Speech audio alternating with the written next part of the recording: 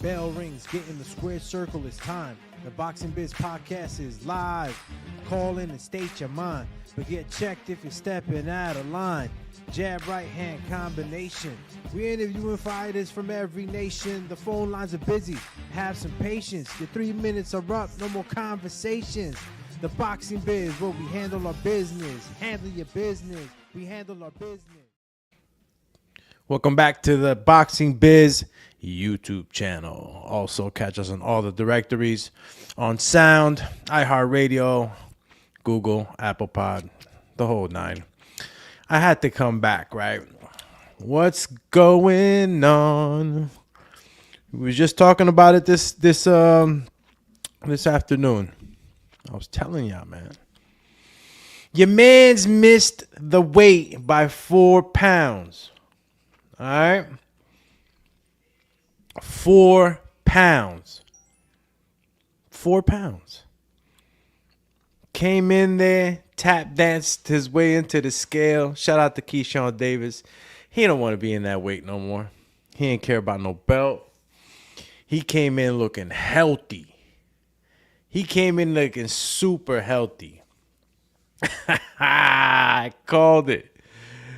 Oh, man, you just got to look at these indicators, man. And you're just looking at this, and it's like, damn. Came in 4 pounds overweight, and now the fight is off. He was super confident. Listen, I'll be honest with you. It's not always that, just to begin with, I'm pretty sure De Los Santos really didn't want to cancel the fight. But under certain circumstances, you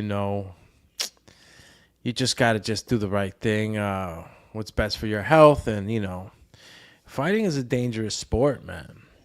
So, and, last episode, it was, I think, Nunn. Shout out to Nunn, who said that it was 50,000 per pound. Shout out to Marioski, the champ. Matter of fact, Marioski already know. My brother joined me. Join me on the showski, but man, he got 4 pounds. He got a 4 pounder. he got a quarter pounder with cheese, man. And shout out to De Los Santos though, man, for even considering it. Sometimes people are so quick to judge, but after, thorough consideration. I mean, did you see De Los Santos' face? De Los Santos' face, he had the sucked-in face. He worked hard to get down. What did he end up being? 134.7, I think it was. Shout out to my man, Weed Views. He says, Keyshawn ducked. He knows he can't fuck with Edwin De Los Santos, so he came in overweight on purpose to get an advantage. Oh, snap. Bro, that's it. If they coming for him. They coming for Keyshawn right now. They coming for Keyshawn right now. Finish him. And it's only right. He's got to be able to take the heat for this one. You came in 4 pounds overweight. You tap danced your way into the fucking scale. Man, but I love this guy. Keyshawn Davis is entertaining. He's been like that since he turned pro, even when he was in the amateur. You see, it's just him. That's who he is. But he looked a little too happy when he came to the scale. He was just super happy, like it was okay. And they asked, "Are you gonna go ahead and try to lose the weight?" He said, "Nah, I'm not doing that." Yo, shout out to my man M. Mungia. It's like that. I'm messing with you right now because I can't believe you even asked me that question. Yeah, you could blow in the fucking show. Blow in the show. course. Of course you can. But of course, my friend. Shout out again to Infighting Pod FX. My man Flores. ¿Qué hubo? ¿Cómo está, homie? ¿Cómo le va? How you been? Flores says, saludos, primo. Saludo de más aquí, más allá. Cheer. But while your man Keyshawn Davis came in 4 pounds heavy, tap dancing, he straight up slid into the scale like Michael Jackson on some James Brown shit. Said, yeah. He stepped onto that scale. I'm looking at Keyshawn Davis like, damn, he big. Yo, from the get, I was saying that Keyshawn just looks too big. And I just think he's big, period. And I don't blame him for wanting to go up. It's just that this is kind of shit in the bed. Under what guarantee? And I always say, man, when you got big fights like that, the UFC does it. Sometimes obviously it's hard to call last minute opponents, but you got to have these backup opponents, man. You got to have backup opponents. Somebody like, sub running, ready to get in that ring, because it should be a thing. You should, depending on what the situations are, obviously. We never expect the fighter not to make the weight, but injuries happen and stuff like that. Just having an actual, sub to be able to go in there in case the opponent, that's Norfolk, Virginia right now. I don't, and honestly, guys, I don't really think that I don't think it's canceled. I don't think it's canceled. I mean, look, they're reporting it's canceled. They're saying the Team De Los Santos, after close consideration, just, said no way. We're not going to take the fight. This ESPN reporting it. Everybody else is good, solid, credible sources. So we're going to want to say that that's that. But tomorrow's the fight. A lot of money's been invested. Something's got to give.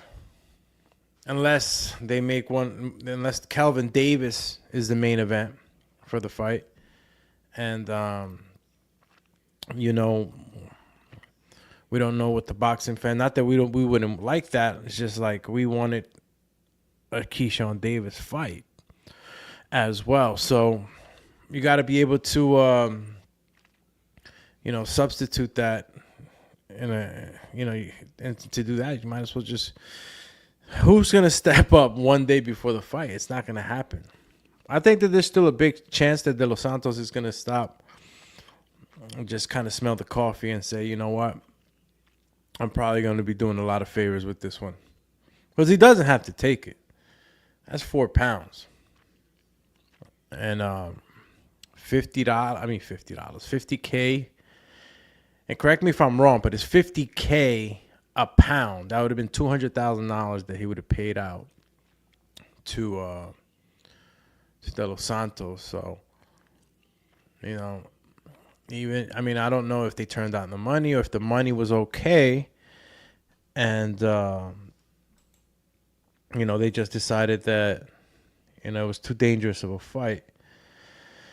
And, he's vacating the title, but, he didn't care. It's not like he cared. He look, the way he was acting, he didn't care. He didn't make the weight. He wasn't going to try to make the weight.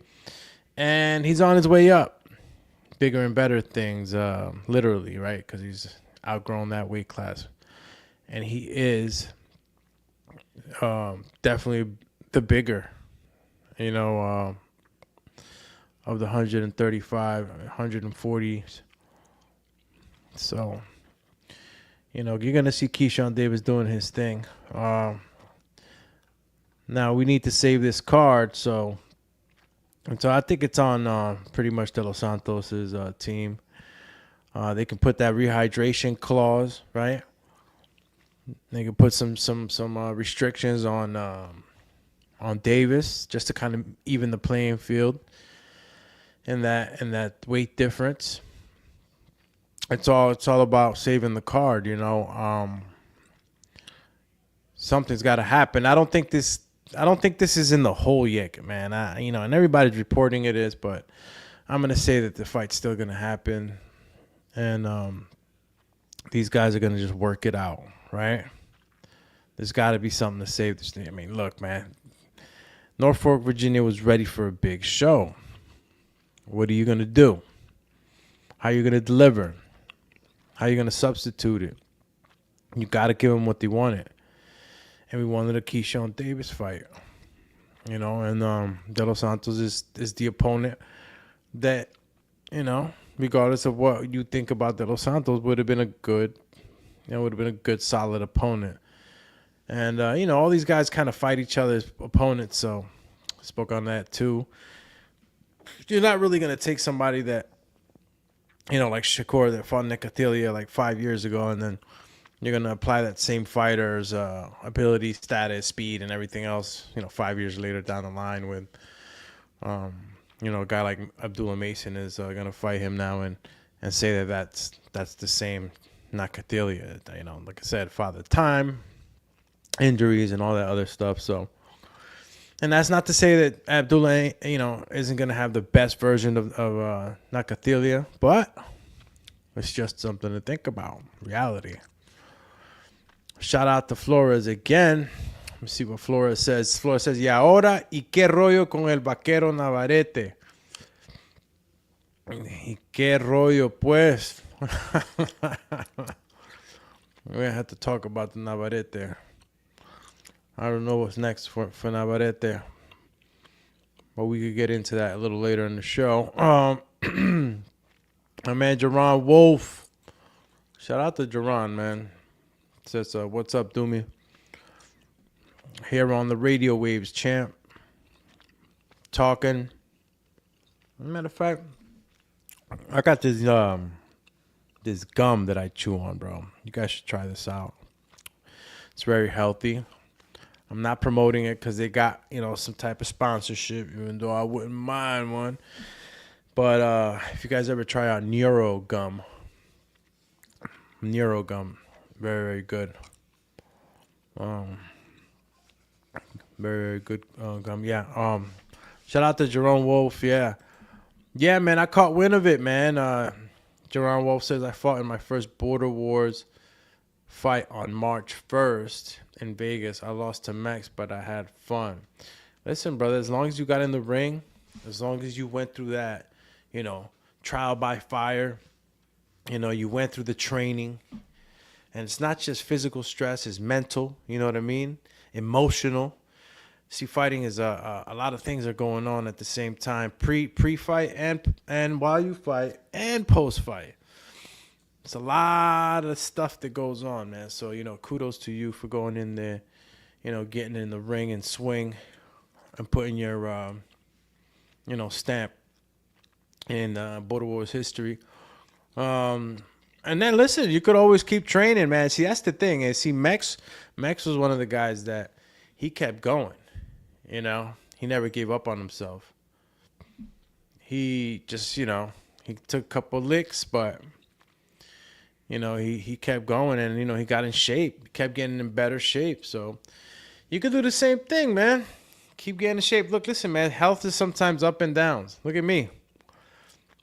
Super in shape 3 weeks ago. Now it's like, put on a few pounds, took a little bit of time off. And it's like, I'm telling you, we were meant to be moving and grooving. So keep moving and grooving, man. That's what I mean to say. Yeah. So so we're talking this these pounds. Talking these pounds, and my man Keyshawn Davis decided to keep on, man. He did not give he did not give two shits about that belt. He seems so nonchalant. I don't know, he was hyped, right? He's in front of the whole crowd, his hometown crowd for that matter. And he's just ready to keep going, right? But the confidence that he was putting forth, right, making everybody believe, like, yeah, it's still solid. It's just funny as hell, man. This is boxing, man, and it's dangerous. And I'm one of the people that really, really has a lot, of criticism when it comes to like rehydration clauses and anything that has to do with like really unfair advantages. And try to keep the sport clean. There's all these tactics. Promoters talk about this openly now, like it's something to brag about. And you know who the promoters are. Just talking there. Yeah, well, this is just the way it is. It's conscious. As long as it's on paper, you sound like lawyers and prosecutors and judges out there. Like, as long as I got the paper and you signed, you agreed. You agreed to fucking almost die, but yeah. Nah, man. You got to be careful, man. You agreed to something, making weight, putting the same stresses on as the other guy in your body. And, agreeing to that same trial by fire situation, man. You gotta agree. And that's why this, the fight can still happen.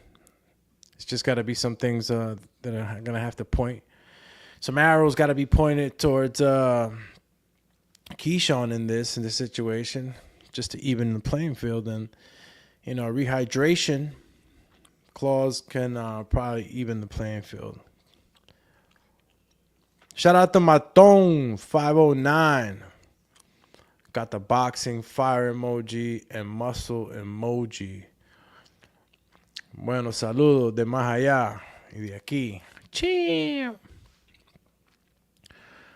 All right, so Jerome Wolf comes back, says, to me, that's a little bit of a problem. I feel like some fighters and fans don't value the belts like they should. I mean, think about it, though, Jerome. We're living in a time now that the belts, just like boxing evolved, examples like the social media, the way social media became really prevalent, very important and an important tool in boxing, and across things keep changing, right? And when you got social media, popularity, you got money involved. It's not that the belts, that the fighters and fans don't value the belts. It's just that they value entertainment above everything. So depending what kind of character you are, right?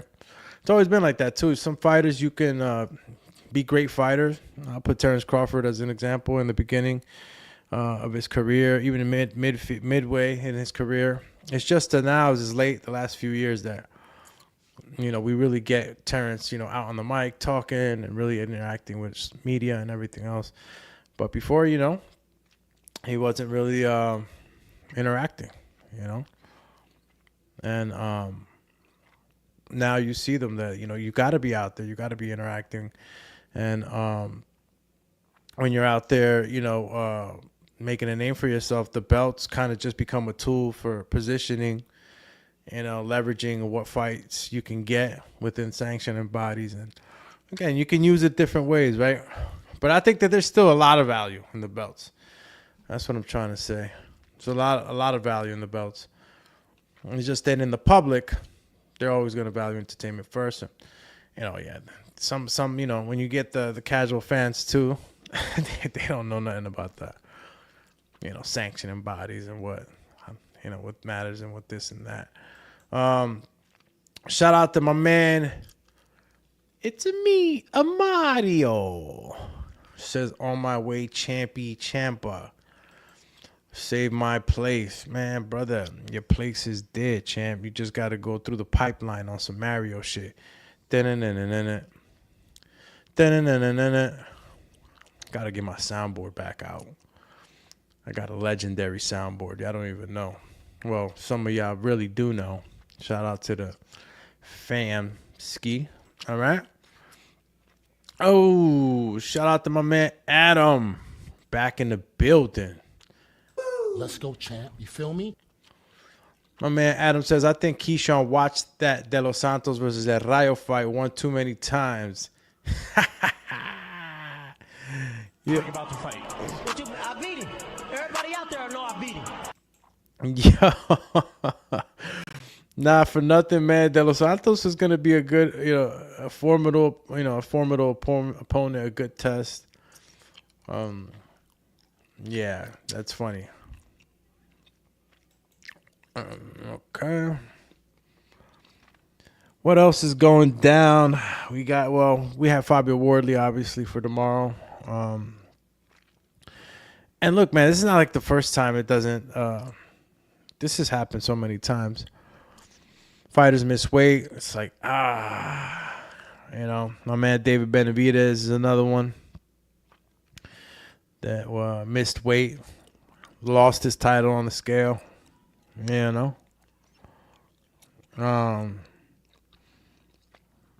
It's just a situation, man, of I think more so sometimes than discipline. I would like to get Keyshawn on the show. Got a couple questions, man. You never know. You never know what might have happened. Is it really the body? Did you drink a little bit of extra water? You just never know. Just never know what you're doing. It's just that what it does show is, you just don't want to try to make the. I mean, Keyshawn said that he was late night, still trying to lose weight, and that was as much as he was getting down. So I just don't know how high he was, because if he got to 139, then how high were you? How many pounds did you lose? Like what were you weighing? 147, like 150. What were you weighing in? A lot of questions to be asked about that. But I don't give no excuse. I mean, I don't give any breaks, man, because it is what it is. You don't make the weight, you're going to have to take the penalties, whatever that may be. I think that, he didn't really care about the belt at that point. At this point, Keyshawn was like, okay, I'm tired of making this weight. I'm probably not going to make this weight. They're going to take the belt. Okay, I'm okay with that. I'm going up in weight anyways, my last fight here. And I get paid and everything's good. That's what he was expecting, obviously. He was expecting that Team De Los Santos was just going to say, you know what, we're going to fight. And honestly, I don't know if the penalties also per pound. Again, I'm getting this information from my man Nunn. Shout out to one of the listeners, Nunn, who said that it was $50K a pound, which that would have been $200,000, and $200,000 from us. He was probably getting 7 figures. I don't know if that was something that Keyshawn's camp was, or Keyshawn was going to agree with or not. But something made De Los Santos not want to take the fight. And let's bring on my man Marioski. Shout out to Mario Munguia in the building, talking this weight shit, gang. You miss weight, and you can lose your belt on the scale. You lose your belt, you lose your title on the scale. Some people, say that that's super responsible, and one thing I'm still not seeing it, but I'm pretty sure by tomorrow and the day after, we're gonna hear more about the criticism, because we roasted Ryan. Ryan got roasted. He came in. He didn't get roasted enough. Clearly, they out here trying to cheat everybody. Shout out D-Style. That's what he said. That's the word he used. He said, when are we going to start using the word cheating? When guys come up in weight, or when guys come over an extraordinary amount of pounds, which we can all agree 4 pounds. Doomy, is that way too much for a professional? Come on, bro. Exactly. Yes, too much, right? Yeah. Here's the thing, Doomy. If I was a plumber, let's say you own a plumber, bro. Hold on, real quick. Let me just get this one. Go ahead. My bad. No, just jump right back into it. There's a lot of money involved in this shit. It's not like of course. What I mean? But that's the other part about it. It's like Keyshawn knew what he was doing, bro. For 2 fights, he'd been talking about how he was struggling to make weight. For 2 fights, he was talking about how he's not going to be at 135 for that much longer. Bro, he knew. His team knew. They bet on a big shot. They thought, oh, yeah, let's get De Los Santos out of the way. Why?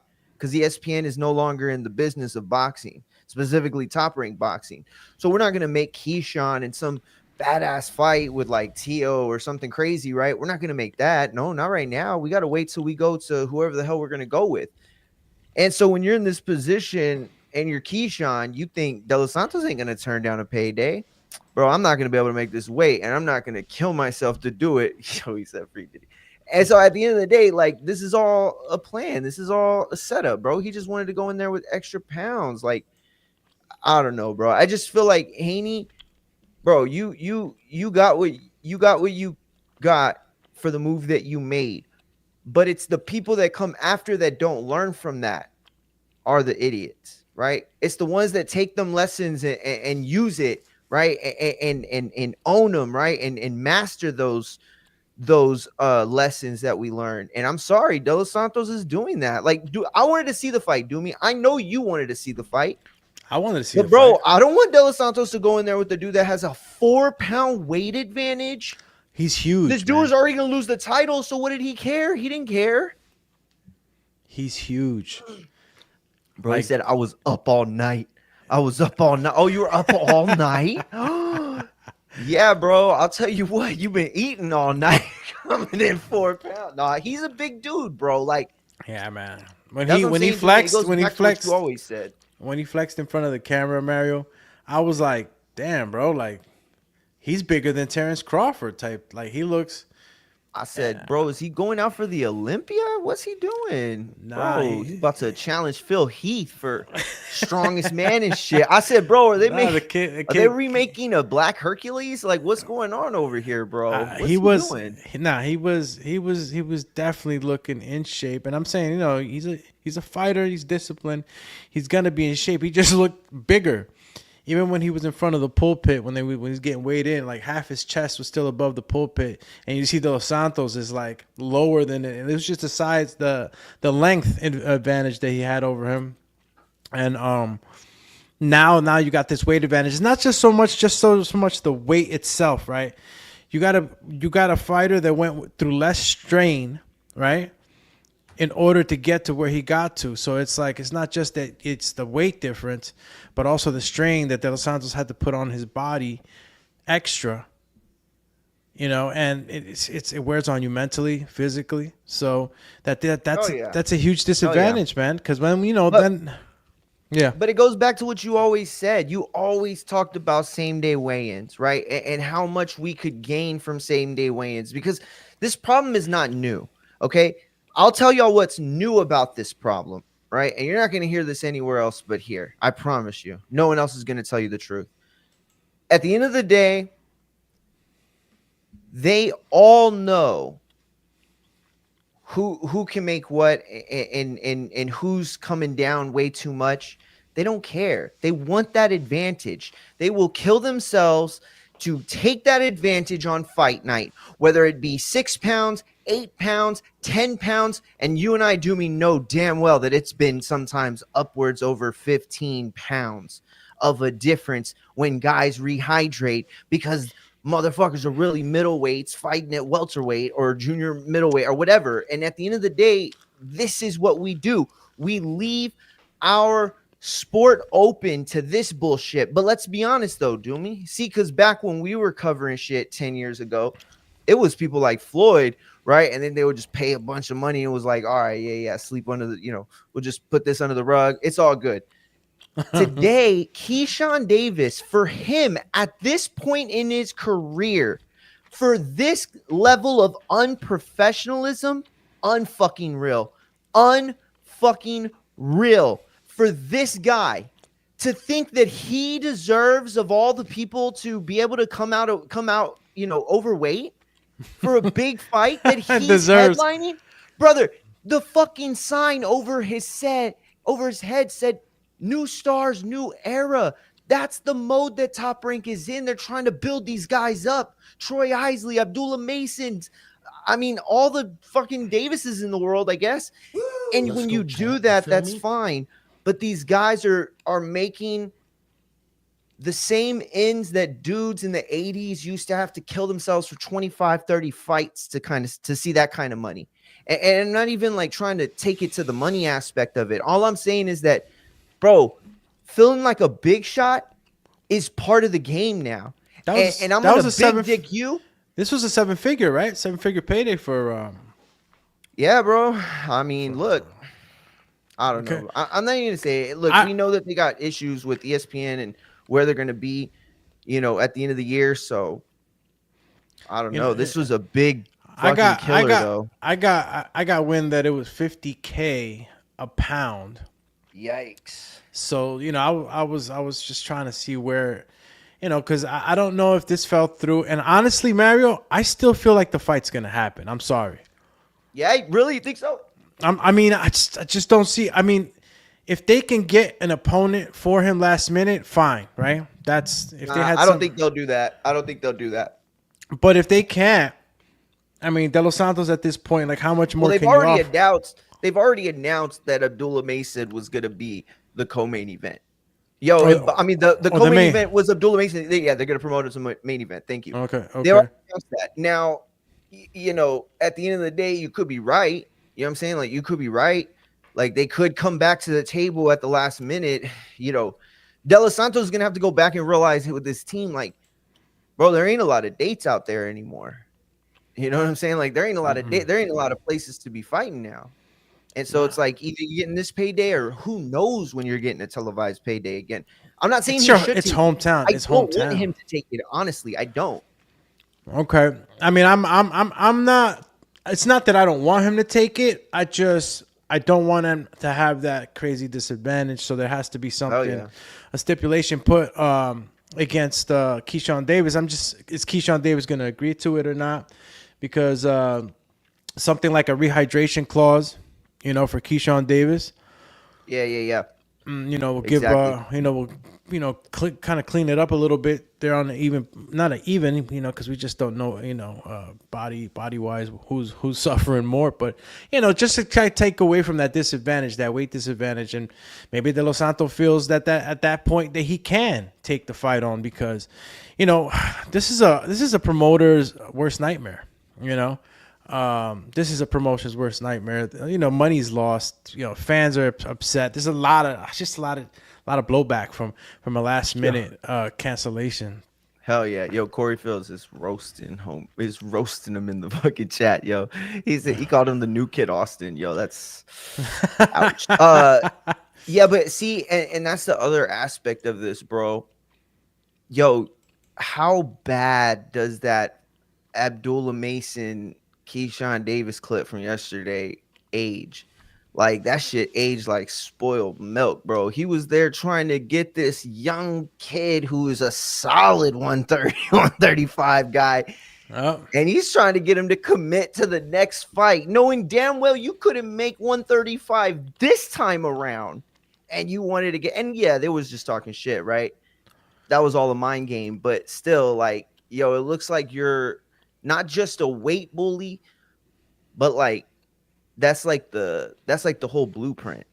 You know what I mean? Like, it's not just like a thing that you try and see if you can get away with. It's like part of plan A. It feels like. I'm not saying, I'm just saying. It's a thought. It's a thought. Hell yeah. Because this whole thing was kind of like, wow, bro. Like, crazy whack. Like, it's whack. It's whack. You're letting your hometown down, and it just makes me wonder, like, who was around them saying that was okay, because if you stopped at 139 with a hard night of working out, then where were you? 147. Where was your weight there? Look, everybody hates me for doing this, right? And I don't like being a contrarian. I really don't. Okay, that's not my bag. It's just, I don't know. It's the way my fucking head works. But I have to remind everybody that while it is easy to point at Keyshawn because it's his responsibility, 100%, we have to remember that this sport is designed in a way for people to take advantage. It's not Keyshawn Davis, this one person, right? Oh, he's this what's it called? Like in the data, when the data is like shows like a weird little blip in the data. I can't remember what that word is, but anyway, it's a situation where this happens all the time. This happens constantly. We can point at every single decade, and there's plenty of examples of this happening. This isn't happening because Keyshawn Davis was unprofessional. Or let me put it this way. This didn't happen only because Keyshawn Davis was unprofessional. It also happened because the sport of boxing has never wanted to regulate itself beyond the measures of hurting the wallets. And that's the whole aspect of this thing. What do you mean? Wait. But what you? Oh, you're talking about the way? Yeah, the changing what it means to weigh in, changing what it means to belong in a weight class. Right? We do these things at the highest level. Weight checks every 2 weeks or every 30 days or whatever, depending on how long the fight's out. Right? Sanctioning bodies now instituting 10-pound weight clauses and rehydration clauses and stuff, right? I get what you're saying. But it's got to go further. You know what I mean? It's got to go further. These guys are able to cut massive amounts of weights in the most dangerous ways. And see, that's the problem is in boxing, there's a history of this weight cut, and they think just because it's historical means that it's safe. And it's not. It's not. It's probably a good cause for a lot of the motor skill issues that they have later on. I mean, there are studies that show that dehydration at any level for any amount of time on a high working athlete can have crazy repercussions. And so, I mean, combine that with the potential concussions and the headshots that you're taking daily, that's not good for them. And they're expected to do that once they get into the top 20% still. Like, this isn't a thing that stops. You know what I'm saying? Like, it keeps going, and the money makes it even more of a gamble or reason to, like, for De Los Santos to take this fight, right? Like, if it was worth more money, he would have done it, you know, or for Keyshawn to kill himself to make that weight, depending on who he was fighting or, you know, how badly he needed to be at that weight. Make no doubt about it, Doomy. De Los Santos would have won on Saturday. Somebody put that in the chat, and they're right. I'm not saying Keyshawn was the less talented fighter, not at all. What I'm saying is, if Keyshawn Davis, the person that we know right now sitting in his hotel room letting all his fans down, if that guy would have gone out of his way to make weight, he would have been so dehydrated, he would have been so unable to perform, he would have lost to a guy like De Los Santos. That's not a question, that's a statement. Brother, man, where the heck? Where's my woo? Let's go. Horning me up, bro. Bro, damn, pause. Let's go, champ. You feel me? He said, damn, pause. That one just went over, bro. Yo, chill, champ. But you make a hell of a point. Sure, so I had to get nerdy with them, you know. Nah, but you still, man, you definitely make a great point. And but you gotta understand, right? You just gotta see what, you know, there's always like an actual like fight or game happening behind the scenes, right? Also, right, the business of boxing, the negotiations, the what do you do, how do, you know, and the fighters got to look out for themselves, obviously, at the same time. So I don't know what was the thought behind this, you know. Usually by a week out, you know, if you're gonna make the weight, you know. I think that there's time to negotiate with camps, right? You know, if you knew you were gonna be, you know, messed up with the weight, how much of an advantage do you really need? What would have taken for the camp to reach out to De Los Santos camp? Hey, listen, you guys could come in a couple of pounds heavier also, and you don't have to strain yourself out as much. You know, we can't make the weight. We don't think the trajectory's on line to make the weight. Let's negotiate, right? And that would have been an honest you know, an honest gesture, right? That would have kind of gave the De Los Santos camp the want to still want to fight. You know, it's like, okay, you can't make the weight, but you know what? Maybe I want to forget about losing another 4 pounds. Let's come in at the same weight then. Nothing changes in the contract. So what? It just gives me something to think about, because there's nothing that stops you from doing those things. So how much of an advantage that Davis can't want? And people are going to say, well, yo, do me. Like, come on, this game is about inches, right? You got to have advantages. But then again, it's also about reputation and image. And right now, he's not looking like he could have done the right thing. Camp could have done the right thing if you knew you weren't going to make the weight. It's not like you just found out yesterday that you wasn't going to make the weight. You know what I mean? Hell yeah. So shout out to Abdullah, 86 SA. Says, welcome back. Looked you up about last week, saw nothing for months. Yeah, Champy, I was off the grid, but I'm back in the range. So stay in range. Hit that notification bell, subscribe, and hit the like button, man. And tell a friend to tell a friend. I'm gonna put my channel link in the description. Is that cool? I mean, in the chat. Go ahead, brother. Yeah. Shout out to Infighting. FX. Oh, boom. Hit me with that subscribe if you get the chance. You know, it's all good. I had to restart over because, you know, the shadow ban and everything. Bro. You saw they got me, do me? I saw they got, bro. I was, listen, bro. To all of us that have been doing this forever.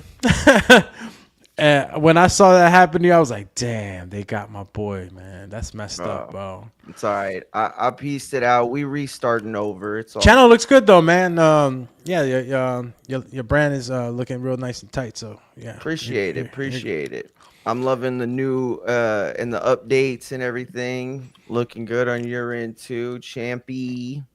Yeah, man. Shout out to I got our social media manager who's handling stuff, and we got a website that's gonna be up and running very, very soon, like very soon, like super soon, like maybe like a few days soon, and you guys will get to see some of the stuff that we're gonna be having here on the Boxing Biz, and we're gonna continue the growth. Yeah, Marioski. So what about UFC? You watching UFC tomorrow? I don't even know who's fighting tomorrow, bro. It's the Marab and Sugar Sean rematch. Oh my God, well, those are guys I very well know. So yeah, so who you got? I got Marab on that one. Yeah, I think Marab wins. Part of me wanted Sugar Sean to win, but like I started thinking to myself, why do I root for certain guys? Because they look like stars. Like they're gonna lose eventually, and then it all comes crashing down. You know what I mean? Like I don't know. I wanted Sean to prevail because I feel like the need for stardom and just that guy in the UFC is vastly needed. And but I don't think he's that guy. You know what I mean? I don't think he's that guy. Marab is too good. Sean was too much of an illusion, I think. I mean, he was on a tear. He was on a tear, bro. Yeah, he was on a tear for real. Hell yeah. No disrespect at all. I just don't think he's on Marab's levels. I guess what I'm trying to say. Marab's a hell of a grappler. Marab's very strong. He's not Georgian, I think he is. He's Georgian, right? Georgian or Dagestani. I don't think he's Dagestani. I think he's Georgian. These guys are freaking, and I think Topuria too is a little bit of he's Spanish and Georgian. I hope I'm pronouncing it right, but yeah, I'll check it out though. I'll go ahead and put it on and catch the UFC. Yeah, you're fight. right. Yeah, right. Yep, you're right. You're Jajorian. He's a hell of a grappler. Those Dagestanians, man, and all those guys from the Caucasus Mountains. Well, they're not from the Caucasus Mountains, but from the mountains up high, bro. Those guys are fucking warriors, bro. They do like the real life version of what like Jean-Claude Van Damme was doing in like Kickboxer and Bloodsport, but like they do it for real. Like they're just like whipping their legs and shit with fucking bamboo. I can't tell you how many fucking bear wrestling Dagestanians go through my feed and shit. Because all my shit is combat and animals and shit like that. So every now and then I get a combination of both, and I got fucking these Dagestanians. Hilarious. Wrestling bears and shit. These Russians wrestling bears. I'm like, damn. Told my girl the other day, I'm like, I'm gonna have to wrestle a bear one of these days before I go. Bro. These guys wrestle with these bears. I saw one of them wrestling with. If they could duplicate 100 of you, Doomy. If it could be 100 Doomies versus the bear, I think I got you, champ. Brother, I appreciate you, man, but. Bears are... That bear's gonna rip your fucking... It's gonna be like fucking 30 doomies that are gonna fucking take it to the chin piece, bro. Because that'll be a bad day. Yeah, bears are fucking vicious, man. Yeah, crazy how that became a stuffed animal. You know what I mean? The cuddly teddy bear. Yeah, they could kill you like 19,000 different ways. Yeah, we went fucking Nat Geo for a second, but roll it back to what's going on right now. Well, we got less than 24 hours, right? What? For the fight to either be happening or not. Are you gonna cast your vote on it being final? That you believe that the fight is off? I think it's off, bro. I think that what we didn't hear from the moment, that was the other part. Like, you saw the weigh-in, you saw him like, I mean, I know that you just react the way you react, right? Like the weigh-in is kind of like batting practice before a baseball game. Like, you're just going through the motions, right? Yeah. But like, you got to realize as a fighter, when you weigh in so far overweight and then you act so confident, bro, that's murder. Like, you look like an idiot, bro. So dumb, bro. Just like, oh yeah. I'm like, bro, you realize you're fighting at 135, right? Like, you didn't come in under a pound and a half, champ. You came in over 4 and something. That was crazy. He looked weird doing that shit. Yeah. Yo, the way he came into the scale, bro, he slid over there. He slid, bro. He was like, bro, my man with a big ass smile slid to the scale on some James Brown shit and just said, "Hey, yo, bro," and then he just way too confident. And then he gives you the fucking Mr. America fucking pose, like, bro. He was like, he did the big Papa pump. Bro, he was all Big Papa pumped out, bro. Bro, and I'm like, that was crazy work. Yo, it shit was crazy. That was wild to see. Like, oh man. And I remember thinking in my head, like, wait a minute. Am I certain that 139 isn't less than 135? Like, he was too confident. I had to start checking my math. I'm like, damn, I need to get ChatGPT. What's homegirl's name from Top Rank? Man, it slipped my mind, bro. Poncher? Yeah. How do you? Poncher? Yeah, Christina Poncher, bro. She asked him. So, what are you gonna do? Are you gonna try? Yeah. Are you gonna try to lose the weight? And then he looked at her like, yo, you ain't even supposed to be asking me that. Like, yo, I know. Yo, Christina. Yo, shout out to Poncher. Shout out. But damn, dog, she made them look like idiots. So many times. And did you see when Mason was going at it with Keyshawn? Yo, Mason was looking at her like, bitch, take a hold of the interview. What are you doing? Oh, yeah, you're talking about the press conference. When Keyshawn got on Abdullah's ass, bro, he pressed his ass, and he pressed him, and he made Mason look like a punk. And don't get me wrong, I think I think he's an incredible talent. I think he is one of the most gifted up and comers in the ring. I think outside of the ring, yo, he needs to like pay Ric Flair for a master class or like sign up The Rock to teach him how to throw a promo. Because my man was like, bro. Hold on, champ. Yo, champ, what do you mean? A lot of people might have thought that Abdullah was looking like a punk, but he wasn't. He wasn't. Okay. Davis knows what he did. He took advantage of the situation. He says, he pressed him. But I think that Abdullah, again, as a young and up and coming fighter, someone who knows that this is chess, not checkers, he's not going to agree to nothing publicly and put his foot in his mouth without really getting things, in line with what really is reality, and then having to cover that up and having to do a PR, cleanup on something that he agreed to. The problem is, ends up making him. I know it, but the casual fans don't.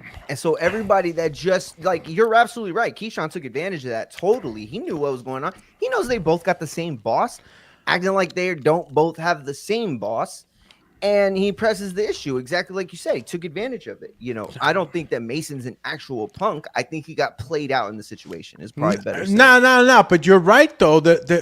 Because you know some of the voice, you know, kind of cracked a little bit in the sense that you see it's. I know what you're saying. Also, I'm not saying that he didn't look a little bit kind of stunned, but you know, a lot of people were saying, "Oh, he got punked or he got scared." I'm not rolling with that. I'm rolling with more like caught off guard. Definitely. You know Definitely. what I'm saying? I think that's why I was looking at Christina like, "Yo, we didn't talk about this. Like, why honestly, are you letting this go for airplay? Like, you know." He should have been on point though. Abdullah should have known that because yeah, exactly. Keyshawn Davis was on the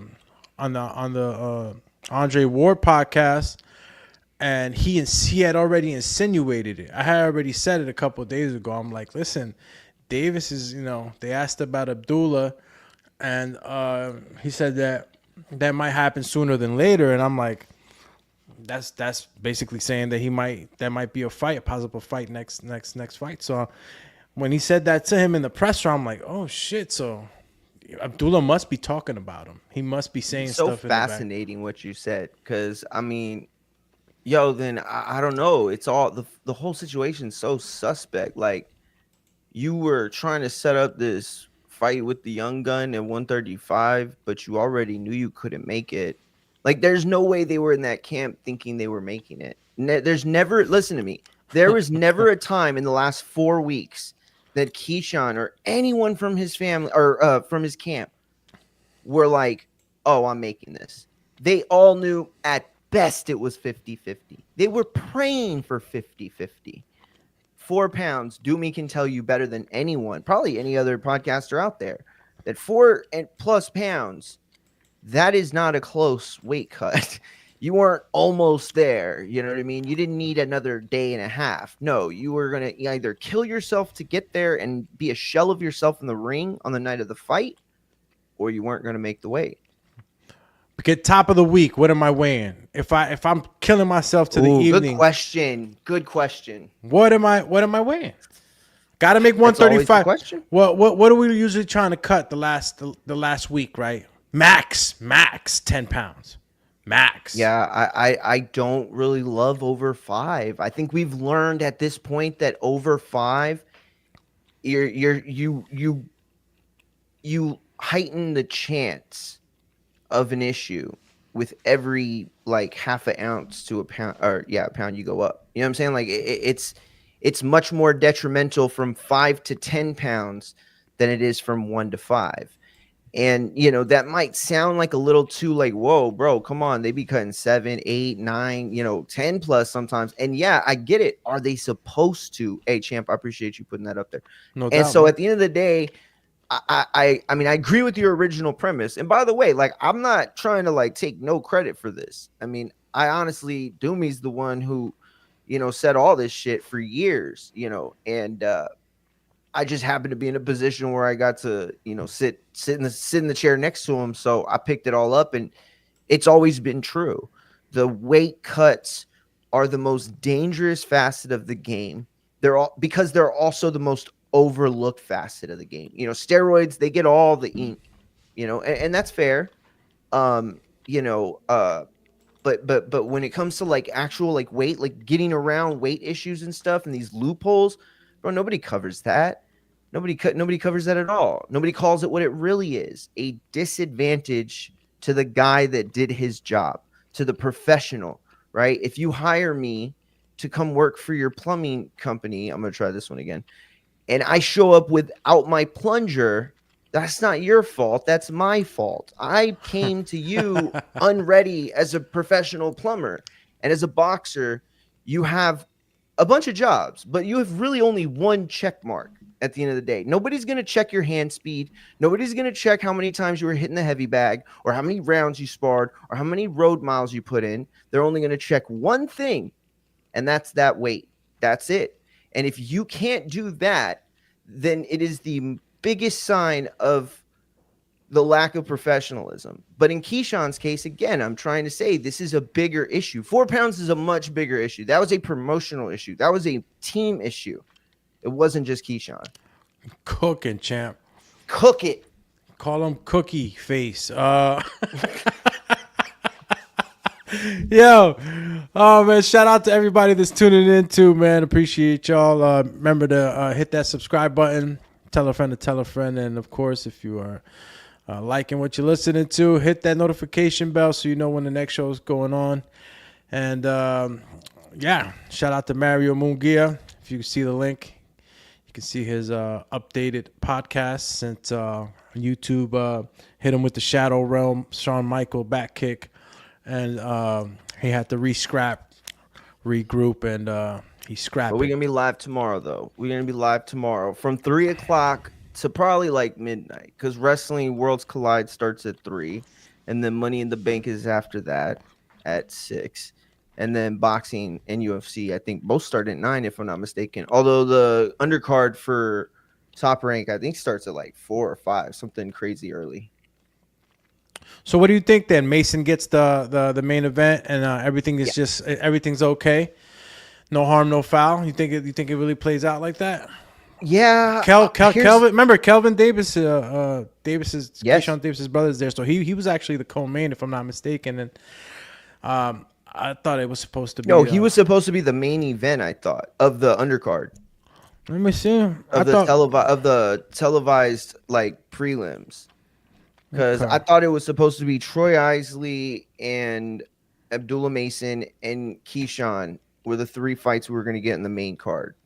I might be remembering wrong. So, you know, I mean, it and it's something else. I believe you, Jim. I mean, I'm going with what BoxRec had up. They had Keyshawn Davis and Edwin as the main. They had Kelvin. Yeah, that was definitely the main. That was 100% the main. They had Kelvin and Nair Albright as the co-main, and then you had in third in line Abdullah Mason and Jeremiah Nakathilio. Yeah, I can't imagine they wouldn't have made that fight, because that one's the 10 round, and I think there's like some weird junior thing on the line, if I'm not mistaken. Yeah, Abdullah's and Kelvin's is a 10 rounder. You know, Kelvin's is a 10 rounder too. Kelvin's fighting somebody pretty decent too. Nair Albright. That's what I'm saying. Yeah, Nair Albright. And I would assume they would give it to him because that is his hometown, Norfolk, Virginia, and at least he'll still be repping for the brand, for the brothers, right? That's a good point. That's a good point. Although how much grace is the Keyshawn Davis, the last name, getting right now? You know what I mean? If the leader. If the Michael Jordan on the Davis team just, I'm saying it plays out great. It's a great story, Little bro picks up the baton for big bro, and he's got to make the show now. Shit happens. And promotion could really take advantage of that. And, or does Top Rank say, nuh-uh, Keyshawn, you pulled this shit. All right, Mason, we're putting all the steam behind you now. Bro, it's a very, very, What do you do? I mean, it's a possibility. You know what I mean? Abdullah is a rising star. Is he more of a rising star than Kelvin Davis? I mean, I think Abdullah's brand and he solidified himself a little more, in my opinion, and he would, I guess, be more deserving for that promotional future and investment, right? Yeah, I think so. But you said it earlier. You said that Keyshawn, how bad or not is this for him? Because he benefits in a way that, there is no deal right now. ESPN is a brand without a schedule. You know what I'm saying? Like they're off ESPN after the next fight. After tomorrow, there's one more show, Xander Zayas, and that's it. They're done. And where they end up after that, who knows? But, Keyshawn becomes a brand new entity. I mean, it's like all this is just washed away. Doomy, you're a good MMA historian. Do you remember when Carlos Condit was supposed to defend his WEC either welterweight or middleweight title, and he got injured the week of the fight? And he was supposed to fight Jamie Varner or somebody good. And then he got promoted to the UFC like a month later. Oh, so that was when he was in the WC. Yes, WC. Exactly. Yeah. You remember that, right? Yeah. Yo, I wanted to see that fight so bad, but obviously he wanted to go to the UFC. You know what I mean? Like he wanted to get. And so him going to the UFC, even though everybody did want to see that fight in WEC, nobody cared. It was like, oh, he's going to the big guy. Oh, you know what I mean? And now if these guys go to DAZN, Keyshawn's going to be a centerpiece there. If these guys end up going, doing like a pay per fight with Netflix or Prime or whoever, he's going to be a centerpiece. You know what I'm saying? So he kind of benefits with this. It's like he's not really pissing anybody at the network off. They're already out.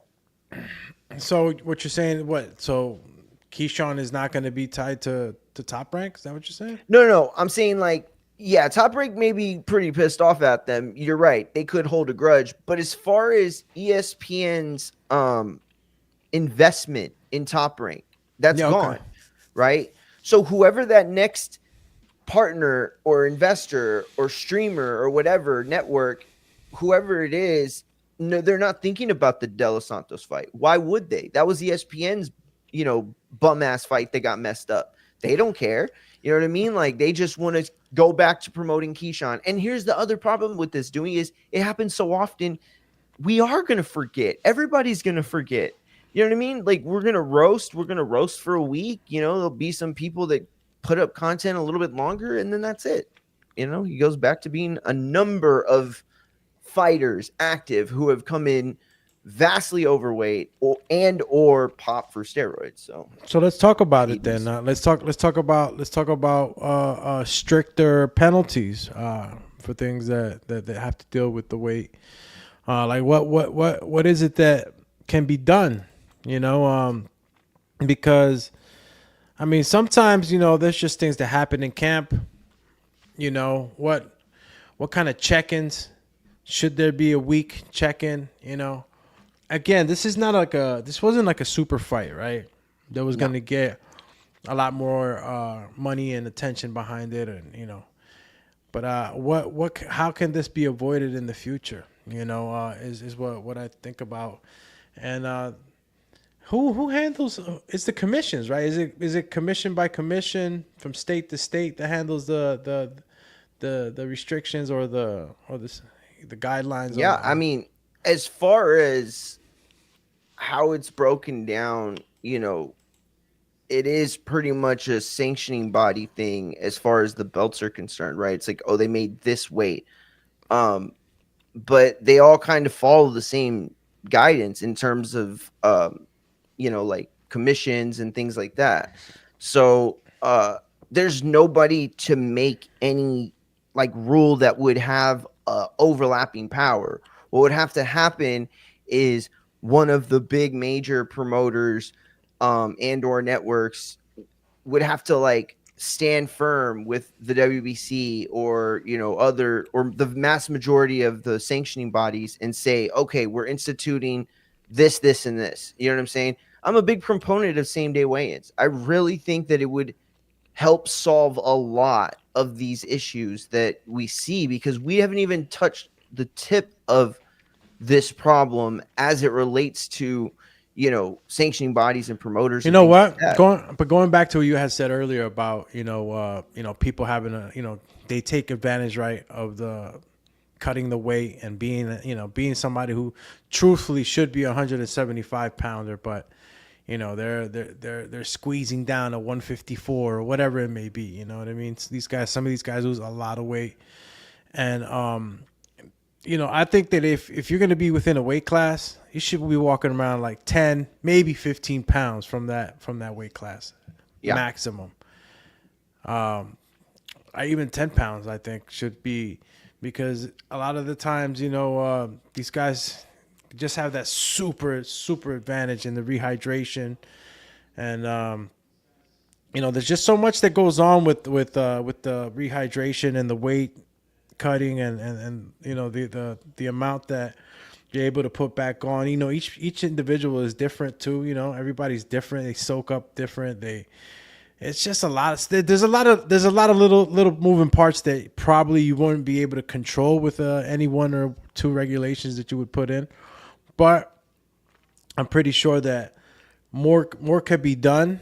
One thing that I have a huge problem with, really, man, Mario, is that hydration clause, that famous 10-pound rehydration clause, And then going with what Keyshawn did. I don't know. I don't know how much you were weighing a week out from your weigh-in if you stressed out to get the 139. But we should let's while we keep talking, you go ahead and call in. Phone lines are open. 1-856-624 624-3369. Let me see. Get this out of here. I do like the precedent that it sets for fights and fighters. Like, Keyshawn, I don't think there was any point this week where he didn't think he was going to fight. But there was also no point this week where he thought he was going to really realistically make weight. So he went into this thinking, I'll pay my fine and I'll do my slap on the wrist, whatever, and we'll fight. And it'll just be another win on my record, and nobody will remember that this was the fight that, X, Y, and Z. That's why I think it's always so important to remind people about the Mayweather-Marquez stuff. You can't let that aspect of it. Context is everything. And in this case, the context has set precedent. So the next guy who's fighting and is like 4 or 5 pounds overweight and is thinking, come on, man, that B-side is going to take that check, bro. What's that B-side going to do? Not fight for money? That's his job. He got a family. He got to support them, man. And look, now here's a person who didn't take it.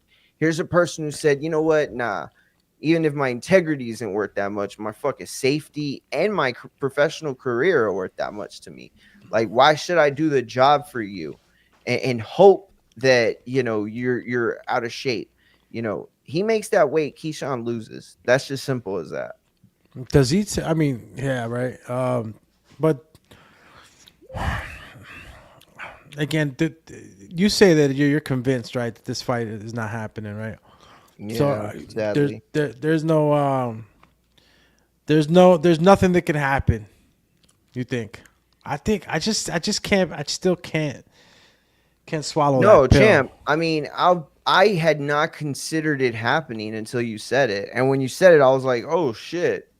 Could I envision a universe, a world where I wake up tomorrow and I see the fights back on? Absolutely, bro, for sure I could. This is like boxing. Wow. Like, there's a chance there'll be 2 more million on the line. They're gonna fight in mud wrestling with bra and panties. Like, bro, it's boxing. You know what I mean? Like, they're out there to get that check, big dog. And so, yeah, I think De Los Santos is gonna have to think real long and hard before he gets on that plane. Like, am I really going to leave that cash on that table? Am I going to really leave it all behind? It might be calling to him. So you saying that is the first time you put that in my head. But until you said it, I was like, nah, this fight ain't happening. Like, tomorrow's all about the UFC now and Money in the Bank. I'm like, yo, if I'm De Los Santos, man, I'm like, man, like maybe he's leveraging it, and maybe tomorrow we come back, he gets a bigger bag. And this thing keeps happening, right? Because, I mean, he hasn't fought since 23. So, Shakur Stevenson was the last one that he fought. And in 2023, like you said. And if he hasn't fought that long, it's like, where's the paycheck? You know what I mean? Bro, where is the paycheck? And bro? Is the contract, that's my point. Is the contract structured in a way where he still gets paid, or a portion of the pay still goes to him because he made weight and he was on? No, dude. See, and that's the other part of this. Like, it's such a fucked up scenario. The situation, look, first of all contracts are very different from fight to fight and fighter to fighter, promoter to promoter. And famously, like Showtime and boxing both had a lot of secrecy behind the kinds of deals that they would hand out to promoters and fighters. So it's impossible to know if anyone gets those kinds of things, but it's extremely rare. And only the top of the top would be able to secure some sort of money from, a failure to make the weight, because again, there's so much precedent about, well, we'll negotiate this and we'll move on. Good for De Los Santos to take a stand. But yeah, it's all geared to make him fight, right? Bro. Because he gets nothing now. No, wait. Oh, he did. Oh, yo, they're saying that they are still getting paid in full. Yeah, Or at least Santos? Dio. Shout Yo. out to Dio. Says Santos is still getting paid in full. Already been reported. Good. See, that makes a lot Fuck more yeah. sense. That makes a lot more sense. But in full, damn. We gotta. We're gonna have to verify that, Champy. What's your source? Nah, but Dio. Yeah. What's your source? That's crazy. Santos is getting paid in full. Now it makes sense. The guy doesn't have to fight. Dio says Broadway Joel confirmed it. He made the weight. He gets paid. That's what I thought, man. That's how these contracts are built. I just would have thought that it would have been a portion of the money, right? Because you still ain't fight. You made weight. But you're not gonna get paid the whole thing. I mean, see, this is what I'm saying. If these contracts were structured in a certain way, then you can honestly say that Keyshawn Davis shit the bed on this one because, obviously the payout to De Los Santos still has to happen. And money still have to be paid for a fight that didn't happen. So I'm just wondering, like, what's going on his side. Again, it just makes you wonder, right? If he was just calm because he was just trying to keep his spirits up or he just didn't give a shit. Yeah, I know that Broadway, he knows the De Los Santos camp really well. I don't know, champ. I just paid in full is that seems generous. And I don't mean like no, wait. Like, let me make sure I make that clear. I don't mean like I think it's a generous move. I'm saying that in the history, from what I understand and what I know, full is a much different thing, and they don't let that go very easily. And here's the other thing. There's no way that money's in escrow right now. Or, you know what I'm saying? Like, so I'm not trying to say like it's all bullshit. I'm sure that is, what he heard and the team saying what they're saying. I mean, it's probably not in his bank account, right? But what I'm saying is that if they're saying that he's getting paid, that means that he's getting paid, meaning that after all the legal shenanigans, he's gonna get his money, right? I don't know if he's getting the money right away, but Dio came back and said that they said he's getting $400K. We'll see. Damn, listen. I love it. I love that. I'm so happy, and that should be exactly the way it works. Here, let me ask you this though. No, you know what? No, fuck that. Here, look, listen to this though. Listen to what he said, Doomy. He told this to Salvador Rodriguez. This is Samson, De Los Santos promoter. He said, we renegotiated 10 pounds plus money, but we concluded that Davis never tried to make weight. He came dancing to the scale. I didn't want what happened to Devin Haney and Ryan Garcia to happen. We canceled the fight.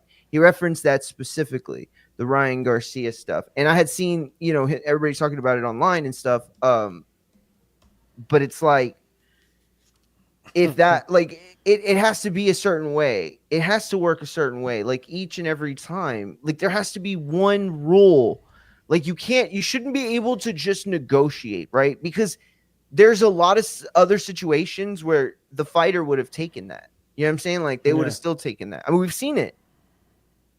Fucking bro, you see what he said, right? He was dancing on the scales. Bro. Oh yeah, there's no refunds for the tickets. I saw that. Who put that up? Somebody put that up. I saw that. Damn, that's nasty work, bro. You're gonna change the main event from a title match to Abdullah Mason and a guy that I'm sure nobody in the crowd is gonna have seen fought before. Bro, he went into that scale hitting the fucking moonwalk. I just can't believe they're paying him out in full though. That's great, but yo, that's crazy. I mean, that's a big hit then. That's a big hit. Yo, to just pay him out, you know what I'm saying? Like, to not fight at all. And here's the thing, when this happens, you got to understand that there's ways of taking care of them on the back end too. or like for the next fight. You know what I mean? Or they'll stack it on or whatever, or they won't ask for their signing bonus or not signing bonus, their contract bonus money back, or if they got a front, they won't ask for that back. Like there's a lot of ways that they'll help out or they'll try, but at the end of the day, like these promoters are, whether they want to admit it or not, they're all hanging on by their teeth for the most part. It's not like the most glamorous time to be a boxing promoter, certainly not within the last like 50 years. Like, how soon does Keyshawn Davis get in the ring if he doesn't get this fight? Ooh, that's a good question. Good question. Like when do we get a Keyshawn Davis fight? Just makes me think about how this was planned out and the way certain things were conducted. Because where you go now from this, you're going up to 140. Who are you seeing? I mean, he got into Teofimo's face. It's funny because when he was doing it to Abdullah Mason, I thought about what he did to Teo. At a presser also, trying to open him up. And, it was bound to happen. He knows how that game works. He knows how it works. This was bound to happen anyway, right? You had the Shakur Stevenson train and the Keyshawn Davis train on a collision course in that weight division. It was going to happen. I would have hoped. For a lot of money, I'm pretty sure these two guys would have just been like, yo, bro, let's do this. We're going to get paid hella money, whatever. But it wasn't. I knew it was going to happen. There's just too many other fights to be made. And who's bigger, really, between Shakur Stevens and Keyshawn? Because Shakur Stevens, too, should be on his way up. Yeah, I mean, I still think he'd probably have at least another year, I think, maybe. Or at least the rest of the year. But, man, it's just so much different now, Doomy. Like, guys at Keyshawn and Shakur's level, like they weren't fighting once or twice a year. That wasn't the way things were done. I mean, not before the Floyd era, right? I'm talking about like the 90s, the 80s, the 70s. But now there's this like model for what a superstar looks like and how they fight and how their, promotion moves. And you got to look a certain way. You got to act a certain way. I was saying this about, it's kind of like wrestling. And I don't know how many of your viewers follow wrestling, but you could go to Infighting FX and tap in with your boy because I do it all. But like you look at a guy like Roman Reigns, right? Like this is a guy who's at the top of the hill. Everybody, even if you don't watch wrestling, you know who Roman Reigns is. What you might also know is you won't really see him week to week because he doesn't come out. Because today, the idea of a star is a part-time worker. So if you get that schedule, it's that schedule that says it as much as the belt does, that you're the best in the world, that we value you so much that we'll pay you a crazy amount of money that we don't pay anybody else. And you can work like a quarter or a third of what you normally work and what everybody else works. You know what I'm saying? And then in boxing, the same thing has kind of happened where we saw the era of Floyd and Pacquiao, and these guys were selling millions of pay-per-views, right? And it was like the blueprint got laid out. This is how you do it. This is how you become a star. And to a degree, you fake it until you make it. And I point to Berlanga, and I hate to be a hater like that. I really do. You know what I'm saying? East Coast, I know y'all stand strong for your guys. But, bro, Berlanga's the perfect example, bro. Fake it till you make it. He faked it, and guess what? He got the Canelo fight, bro. Whoa. In his mind, he's one of the best ever, bro. How you trying to send little snipes at the homie, bro? You know what I mean? Try to send the snipies. He ain't fake it till he make it, nigga. Berlanga was knocking motherfuckers out 16 in a row.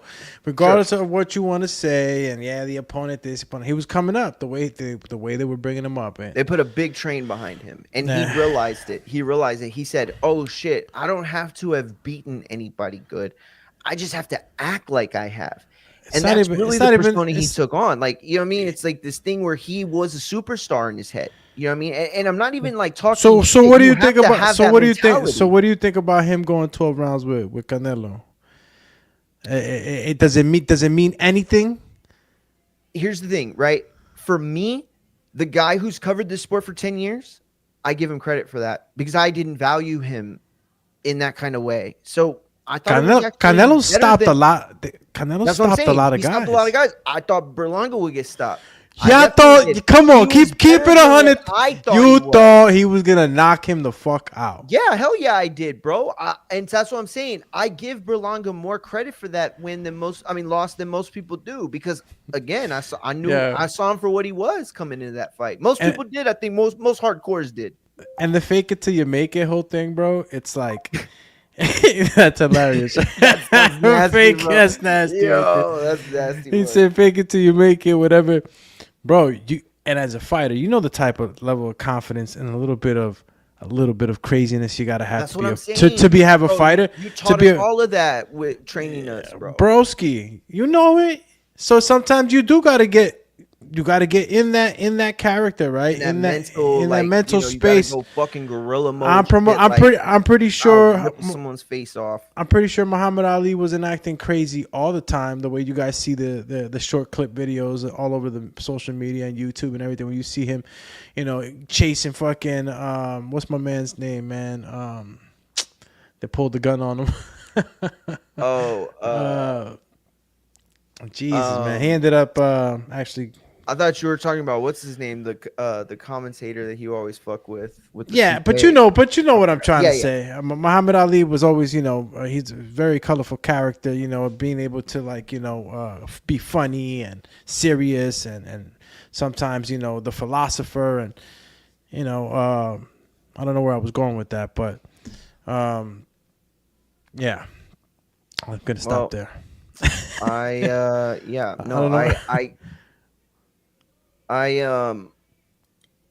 I think though, by the way, I think that there was a fight tonight too, by the way. Wasn't there? Bro, there's one going on right now. Right now, right? Yeah, you gotta. Oh shit, I forgot. You gotta put on your DAZN. Hell yeah, let me tap in. It's still on though, right? it should be on. Yeah, I was saying all that about Muhammad Ali because, sometimes you gotta have that certain type of confidence, and I don't know if I'm gonna say that, Edgar. We're gonna see now with Shiraz, with Hamza. What do you think about Hamza Shiraz with Berlanga? Well, I can't wait for that fight. Right, I'm excited for it. I really can't. I like it. They got me, bro. They got me. Here's the thing. I feel like I'm almost rooting against Berlanga now. And it's not even like I dislike that dude. It's just like every single press conference, he does something lamer than he did the time before. This time it was the finger guns. I was like, that's not the move, but a bunch of fighters been doing the whole fucking. That's what I'm saying. It's so played, bro. Like, you're supposed to be the trendsetter. I always like the Sergio Martinez, the throat slit. You know what I mean? Yeah. Oh, snap. So the Salida card already finished. Oh. I think we might do. I think we could. Good thing we can replay on DAZN. Hell yeah. Let me see. They got the Worley. Who else? Oh, man. They got the Opataya weigh-in also going on. Right now? Right now. Yo, what about Wardley and Justice Hooney? Who do you got? I'll be honest with you. The favorite is Wardley. I'm not betting against them, but I was talking about it on the last show. Justice is actually a good fighter, good amateur pedigree, and he can fight, man. Undefeated. Is that how it is, Justice? Yeah. Okay. Yo, everybody call him Justice, and I knew it was wrong. I don't know why I just kept going around with them because I knew they were wrong the whole time. I was like, that's not how. I'm pretty sure he wouldn't be angry. No. I'm sure he'd be like, fucking Americans. Fuck it. Stupid. They talk like hillbillies. They think I'm Captain America. That's not even the kind of bro. These Australians are. I'm telling you, bro. Robert Whittaker, right? Ain't Robert Whittaker Australian?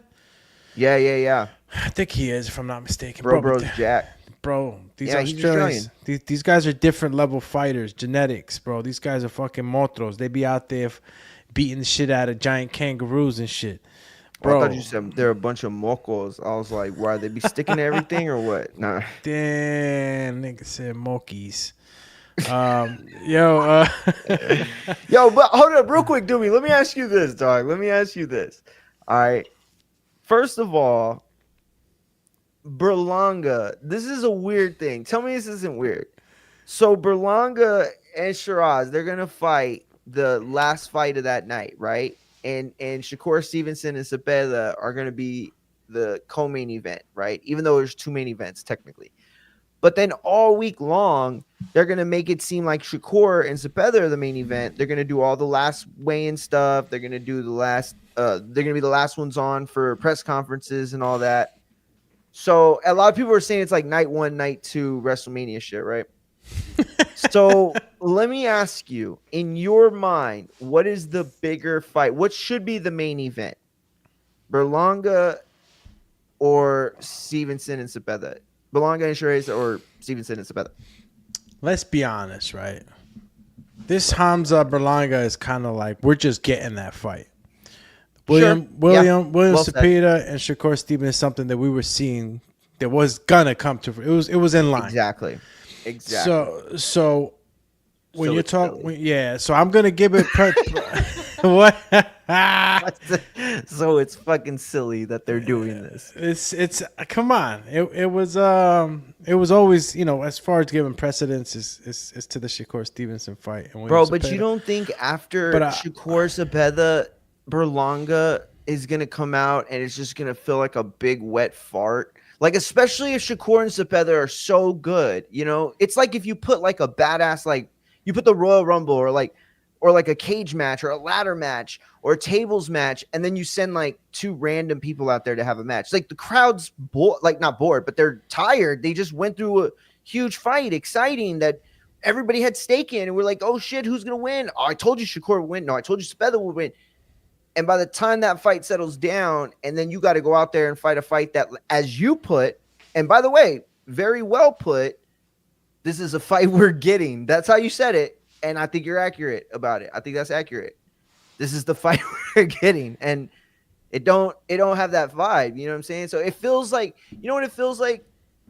It feels like the participation award for Belonga. That's what it feels like. You know how like kids in this era, they all just get participation awards and like nobody gets first through third and stuff now? Yeah. That's how it feels.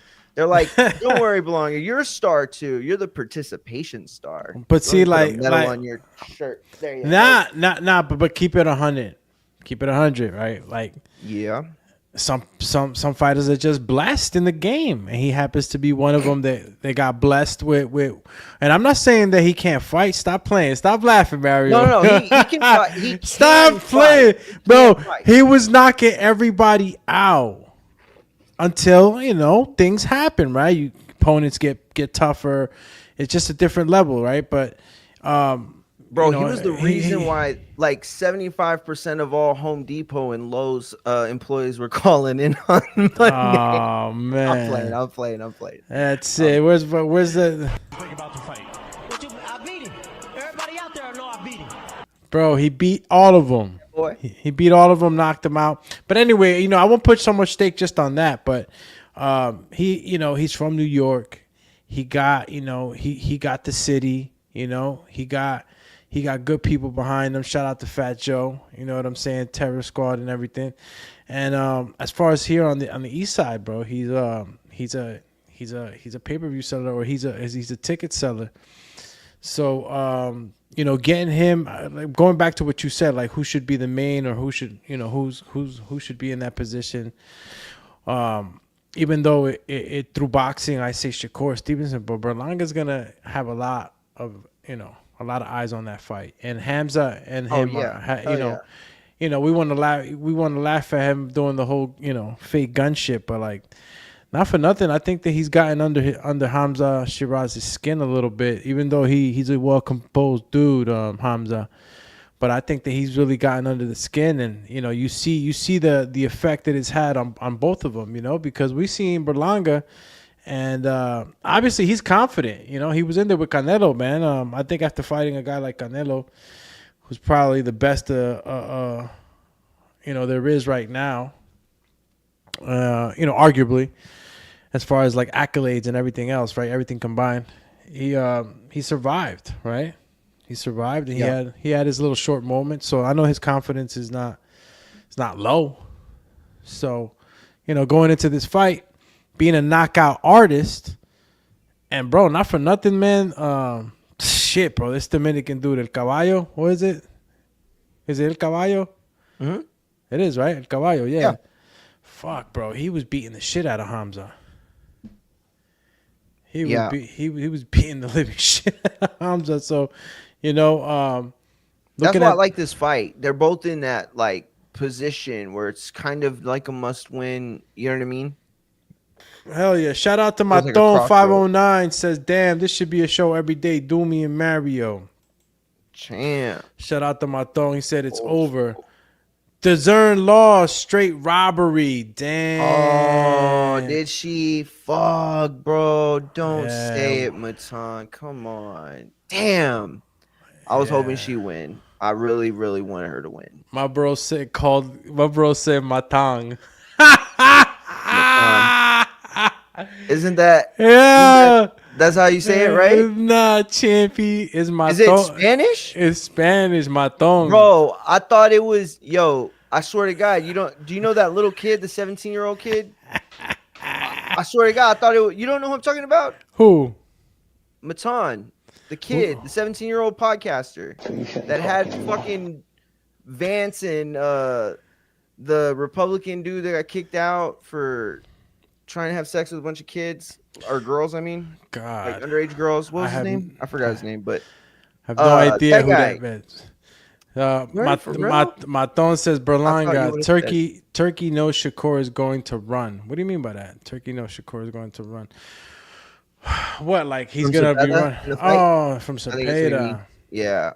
What do you think, man? I don't think that's going to be the case, actually. I think with all the shitty kind of moments that we've had with the Canelo Skull fight, Devin Haney and Ramirez fight, a couple other fights that lackluster. I think that everybody has that pressure to show out, man.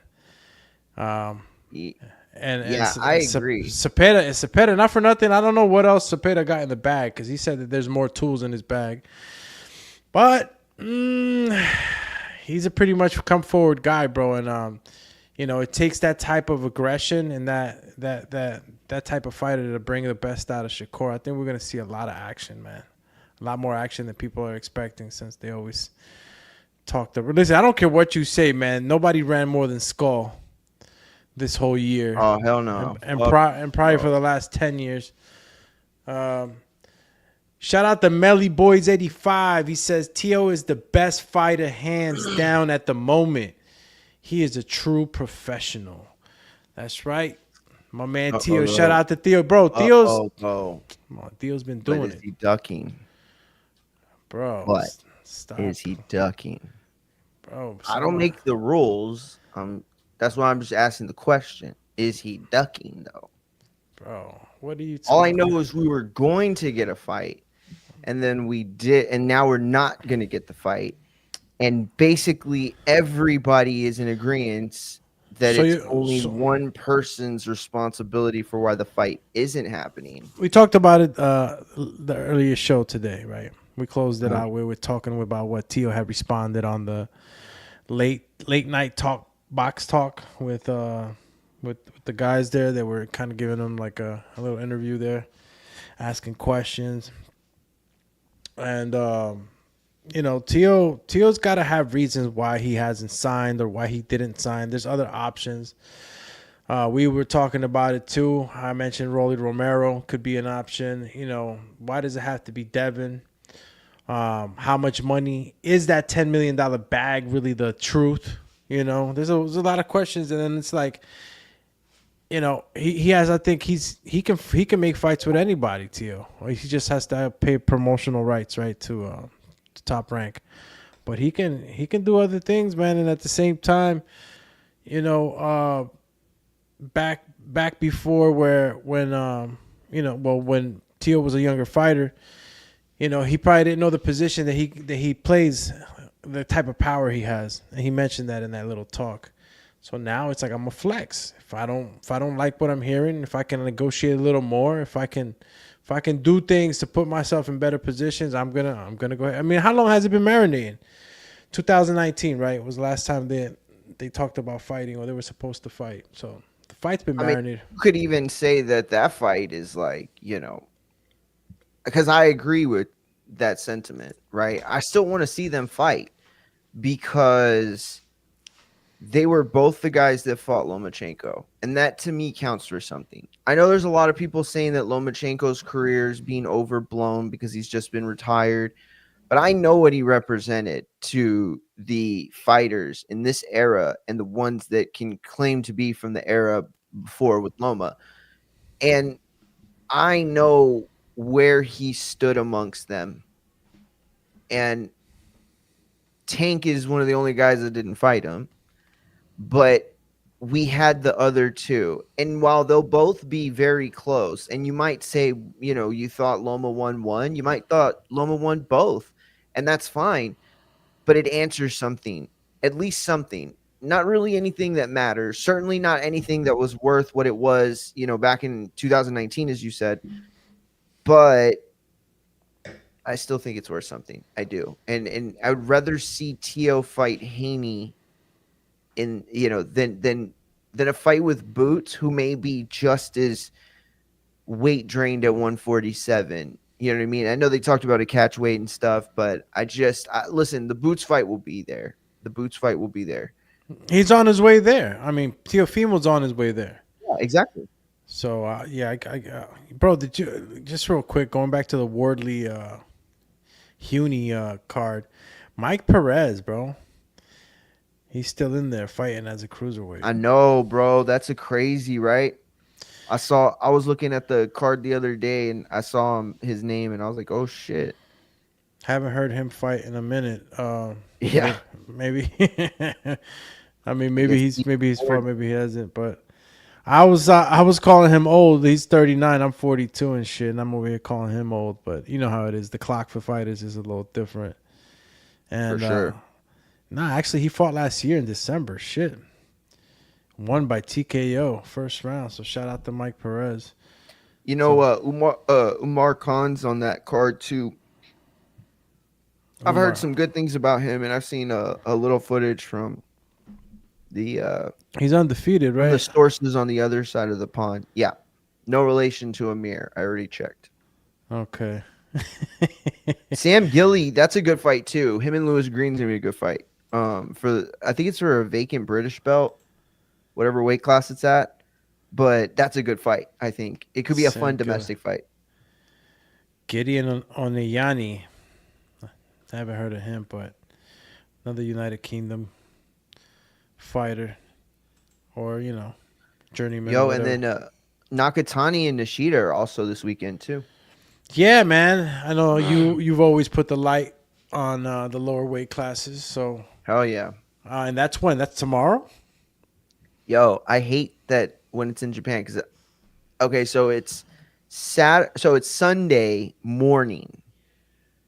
So like it's Sunday, and then when it gets to the morning, it's at 2 a.m. No, wait. Yeah, 2 a.m. my time. So 4 a.m. your time? Damn. No, 3 a.m. Yeah, it's fucking early. It's early as shit. Or I guess late as shit.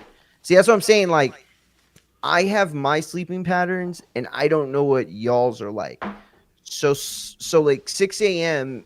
isn't necessarily early for me. Sometimes it's late. You know what I'm saying? So sometimes midnight is not late. It's like super early. Know what I'm saying? Nah, the life of a pothead, ladies and gentlemen. Yo, you ain't bumped the Carter 6? Bro, is that a Lil Wayne album? That is a Lil Wayne album, yes. Bro, come on. You know how I am, bro. I fucking... Bro, listen. Lil Wayne was the voice of a generation. I'm not saying that his shit wasn't bumping, but if you know Doomy and shit, he be... My playlist is wild. I got a little bit of everything in that bitch. You think I'm a rock star. You think I'm a hardcore rapper. You think I'm a fucking... what do you call them? Symphonies and shit with Beethoven. I got all types of shit. I got Britney. Nah, I don't know about Britney. No, Britney. What? Stop playing, bro. Oops. When you took us to the airport. Get that. Oops, I did it again. Oh, he went to the old school. I was at least talking about, fucking Yellow Snake in the green dress, Damn. giving 14-year-old Mario fucking boners. That's what I was talking about. I was talking about, them.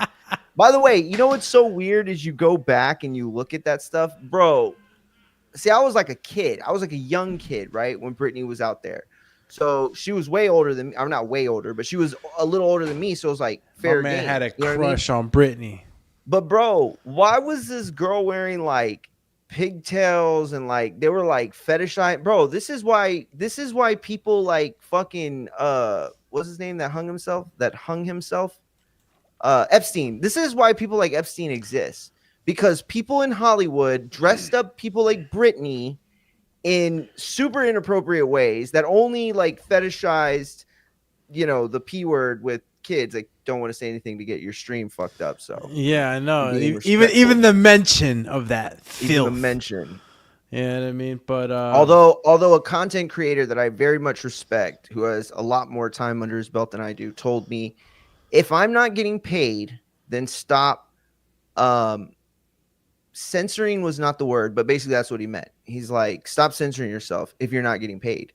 Why would you censor yourself? They're not going to demonetize you for saying a word, and then also you're taking the power away from that word. Yeah, I was like, I'm just playing. I mean, you no, I know you're playing. Oh, yeah, bro, come on, bro. I know you. Fuck I mean, that, you're nigga. you're Mr. Free Speech. I know that. We'll send all the missiles fucking we want over here. All right, we'll fucking unleash hell real quick. Shout out to Barbie. Hell yeah. It says Wheezy F baby. Mario and I are from the same era. Exactly, bro. Every Carter was like. There was like a different thing that happened in my life.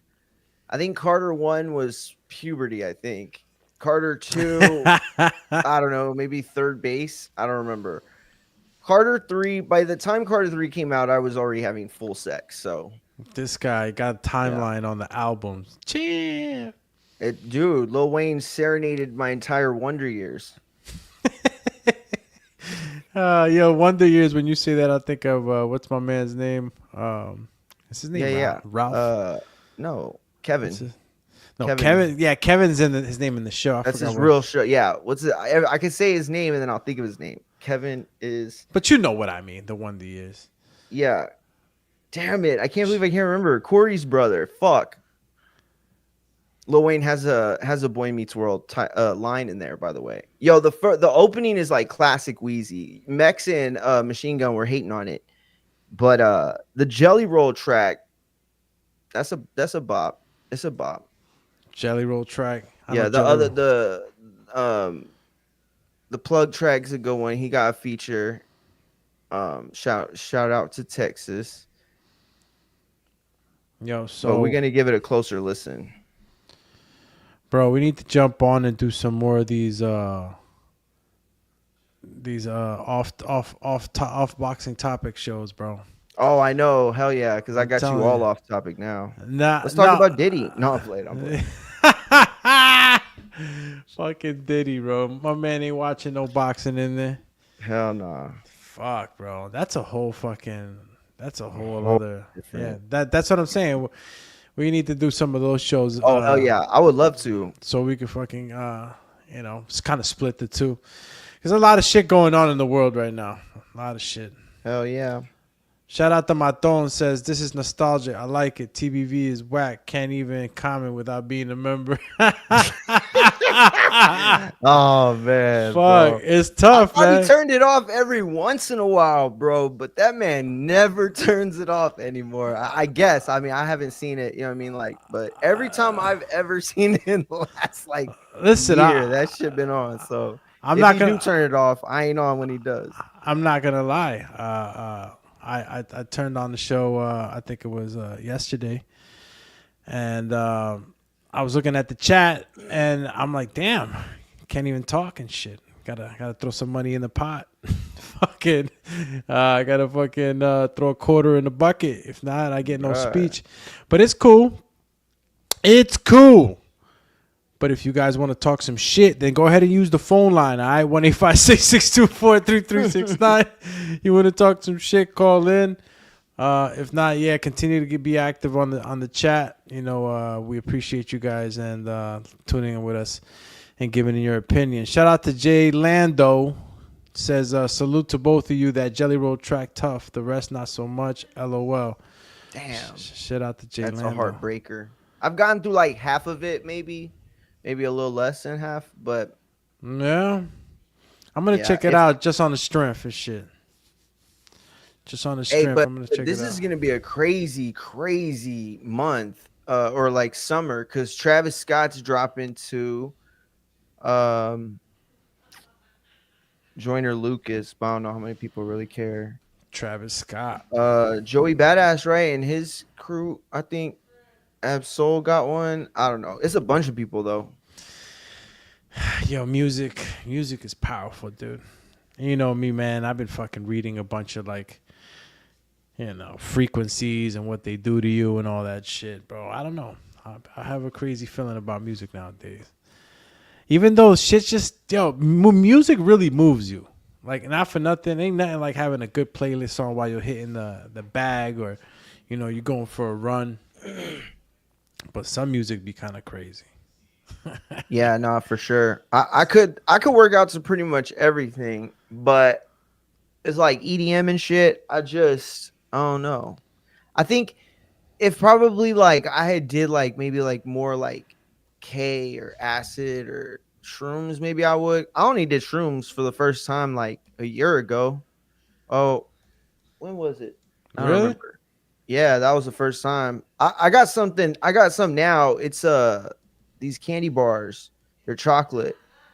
But we've been waiting to eat them because, last time, bro, a specific girl I know and that you have been introduced to as well, and that Barbie's friends with, took hers, and she never came down. It was a while before she came down. So psilocybin, they're strong. They're strong. Psilocybin has there's just a lot, there's a lot of studies going around that can, possibly put it in a brighter light, because it can help with, veterans coming back from war, and hell yeah, it has its medicinal, I guess, applications that can be put under a controlled environment. And what times I tried it, I'll be honest with you, it was the cleanest, and and again, there's a small portion of the population that wouldn't be able to handle that, but it's very, it's a small percentage. I forget how much, but definitely when you take that shit, bro, you've got to be in a good environment.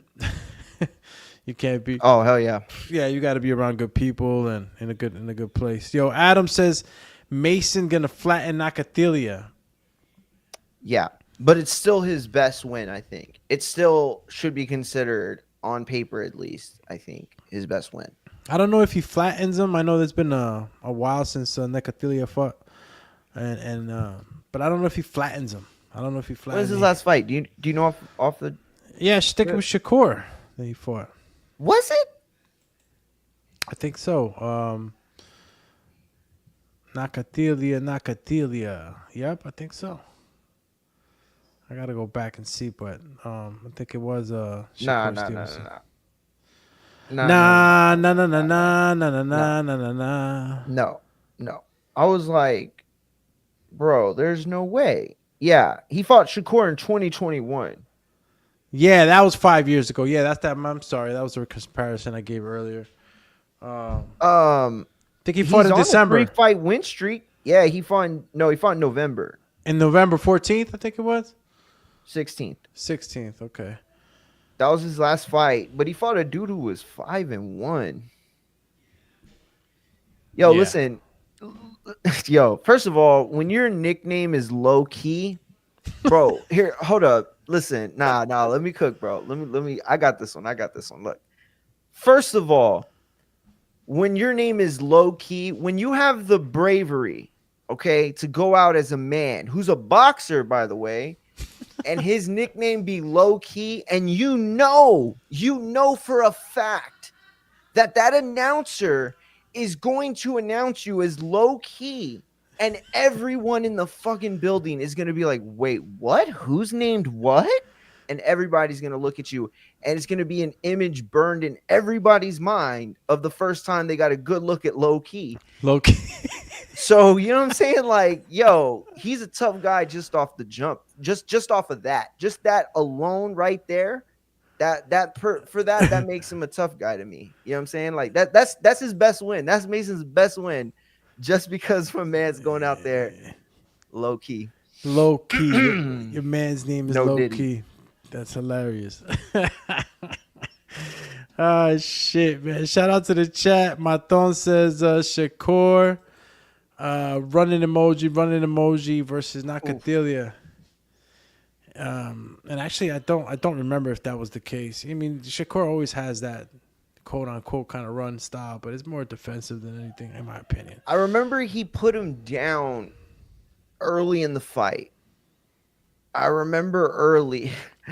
And so if you, I guess, hold him to that, you know, because after that there was nothing. So I guess, I don't know. I mean, you could definitely make that point. For sure you could. Bro, he got 120-107 across the board, though, in that fight. Shakur did. I'm looking at, I tried to see if there was any updates right now on this Edwin. I guess we're going to find out tomorrow, man. I hope, bro. But and see what really is going to be the end of this ordeal, if it's going to happen or not. Wow. Just wow. Don't know what I'm going to what else is going on tomorrow? You said the UFC? Yeah, UFC 316, 2 title fights on there, and then Fabio Wardley. I'm assuming the Fabio fights are earlier in the day, right? Yeah. So he's going to be probably around like 5 o'clock, 6 o'clock. Yes, sir. All right. And then J.O. Bataya's that night, or like the morning. So like Sunday morning, like 2 a.m. or 3 a.m. or something like that. You know, the Opataya weigh-in is right now. Let's see what we got. So then it'll be happening around this time tomorrow, or probably like 2 or 3 a.m., right? Like the fight itself. Like maybe the card starts around midnight or 1. Well, I'm checking it out right now. Yeah, I don't know why I just looked. I'm gonna try to see if we can get it right now, but you know why Keyshawn fucked it up more too? I just realized because the summer's been so ass. Like boxing has been, nothing's been on for the last few weeks. So it was like this was what we were getting back. I mean, don't get me wrong, like Fulgrim, that was a great fight, and Plant was interesting, but like other than that, like it's been a pretty weak couple months. Yeah, a couple of disappointing moments. And Keyshawn, you know, we like Keyshawn, man. I know. Listen, we're he's gonna have to take some of this heat. It is what it is. You know, he shouldn't be mad at anyone. You know, you're doing that funny style shit. You ain't making the weight, so you know he's gonna get some heat for a little bit. But we like Keyshawn. We like the way he performs. We like his attitude. He goes in there for the kill. He's always looking for a finish. He backs it up. He's got a lot of goods. He's the goods. But you fucked up. Yeah. And you let down Norfolk, man. See, and if anybody ever wanted to know what the difference is between Jake Paul boxing and this boxing, there is no chance that Jake Paul or Julio Cesar Chavez Jr. are going to miss weight because they don't care. They can weigh whatever they want. That fight is going to happen. And that's the difference, is that's not fair. You know what I'm saying? Like the right thing is not to go ahead if the two people aren't evenly matched or agreed to a set of rules. But when you look at Jake Paul and Chavez Jr., I mean, I wouldn't be surprised if they fucking weigh in with jeans on. Yeah, I mean, but it goes to. I mean, look, I know that Jake's been taking it serious, so I can't really say too much about. That is true. Yeah, look, Chavez Jr., bro. Come on, like that ain't a real fight. Like, if you were to be honest about it, Doomy, if you were to be honest about the narrative, fine. But like, come on, stop telling people Chavez Jr. is a real boxer. You know he's not. You know he's not. He's a real boxer. Like, Like he really used to box. Like this is what I'm saying. Like, and he gets away with it, man. It reminds me, Every time he gets away with it. He can't get it away with it. it's that from Breaking Bad. What's my man's name? From Breaking Bad. It keeps getting away. He just keeps getting away with it because he's. We all know what to expect from Jake, man. Jake's a guy who came late in the game and he's trying to do what never has been done, and it's like somebody that just started, and he has the resources, bro. But like I said, I'm saying all this because I know that he's at least taking it serious. I don't know how serious Chavez is. We've heard the stories about Chavez in other bouts saying that he's serious, that he took, and then we find out that he wasn't that serious. But is he a real boxer? Yeah. How many fights he has at cruiserweight? Maybe like a few, right? A couple, maybe 2. At least. Yeah. I don't think too many, but Jake's gonna be the bigger guy. Jake's a younger, bigger, and he's gonna look for that one shot, bro. And I'm thinking that Chavez is, he's gonna go down. I mean, I give him credit, bro. I give him credit for sure. Coming this far, first of all, is not easy, right? And then second of all, like what he's doing for the women's sport of boxing is incredible. The card that they're about to put on is the greatest female boxing card of all time, and it's probably one of the top 5, top 3 best shows thus far this year on paper, at least. And it's all women. It's crazy how stacked the card feels. You know what I mean? So for him doing all this and for him putting Katie Taylor and Amanda Serrano in the light that they deserve, I'll definitely give him credit, bro. Oh, the Opetai fight is on Sunday. Damn. Yeah, it's on Sunday. Shout out to Maton 509. Shout out to Maton, bro. Maton says Chavez is going into the fight coked out.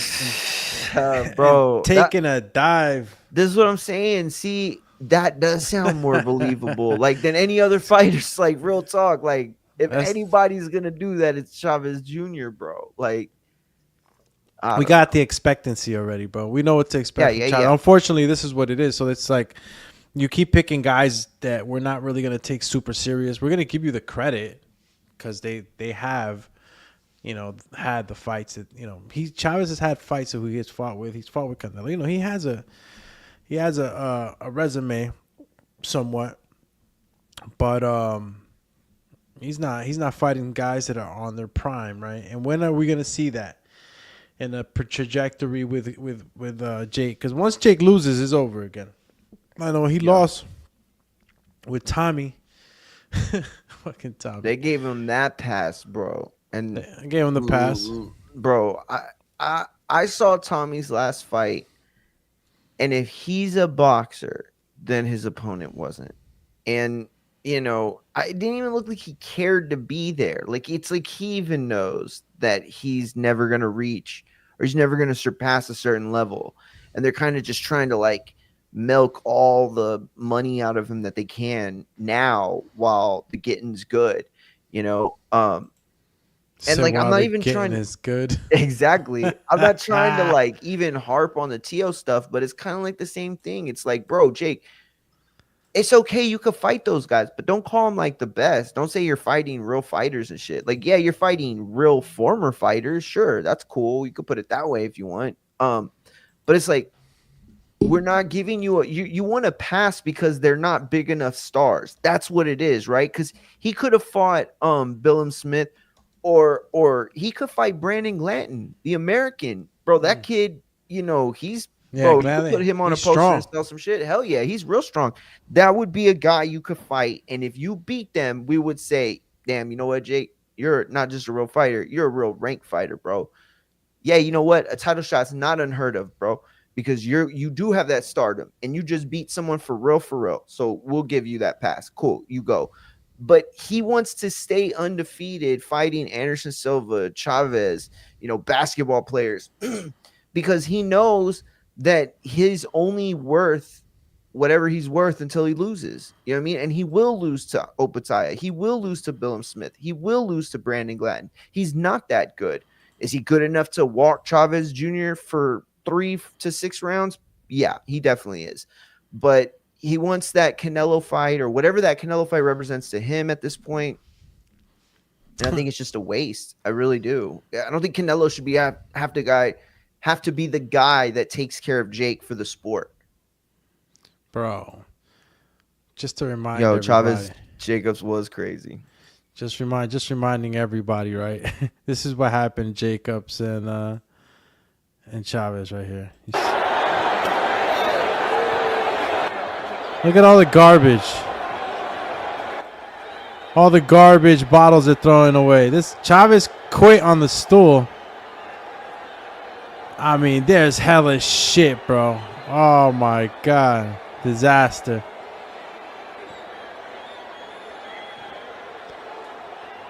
Fucking disaster. Bro, and it can get really critical, man. Situation like this can get really critical. Everybody in the center of that ring is a target right now. Now, do we have a situation where we, where we see something like that happen where Chavez quits and people are getting mad? I don't think we're going to see any of that. I think Chavez right now, the expectancy for Chavez is not as high as it was before. But who knows? No, I agree. I agree with you for real. Shout out to Cut West. Dan, is that the Cut West 707 in the building? Says salute, guys, and then comes back around, says Keyshawn dropped the ball majorly. He he dropped the beach ball, the bowling ball, he dropped the golf balls, tennis, but he dropped all the balls. He's looking crazy out in Norfolk. Norfolk is damn, doggy. Yeah, you made us look like some punks right now. Like, nah, bro. Played us out. Yo, and then no ticket refunds, bro. And you were supposed to go see the hometown kid. You were at least supposed to see a title fight. No refunds. Yeah, they said that because the show's going on, they're not giving no refunds. I mean, I get it. Yeah, it's only one of the fights, so. But still, I mean, I just think that, again, the stock, I hope it was worth whatever the hell it was worth, bro. Just doesn't make no sense at all. Damn, it's the one and only. My man, Ohio runs boxing, Marcus Nall. Jim. Let's get a whoa. Yo, Ohio runs boxing. You feel me? Yo, Marcus, I had a Ohio native on the show on Monday, and we talked about boxing movies, and yeah, bro, Ohio runs boxing. It really does in a lot of different ways. Nah, they said there's there are refunds. I gotta check. Are you sure? That. What kind of refunds though? I saw when what's his name said there wasn't. I checked it, and I came back saying that the email that somebody had posted a picture of the email, unless it was fake. Yo, if that was fake, that's hilarious. Shout out to Chris tuning in, says karma. Yeah. Oof. Fucking Yikes. Karma. Fucking karma, bro. My man hit the James Brown dance to the fucking weighing scale. Happy as hell. Ponch says, "So, are you gonna try? So, are you gonna try to lose the weight?" He's like, "Nah." I stayed up all night. I stayed up all night trying to do it. And it didn't go right, bro.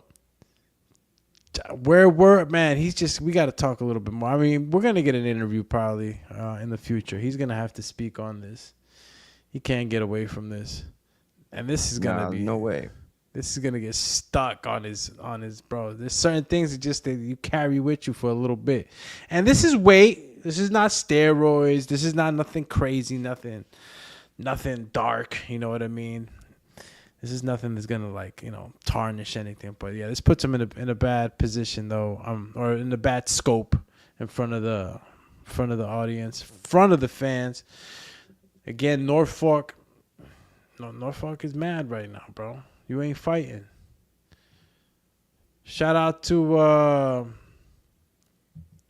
Marcus again. Says good to hear from you guys. And Keith Idec, right? Yeah, Keith Idec posted it. So I guess Keith Idec is saying that there is refunds. Champy. Okay, that's what's up.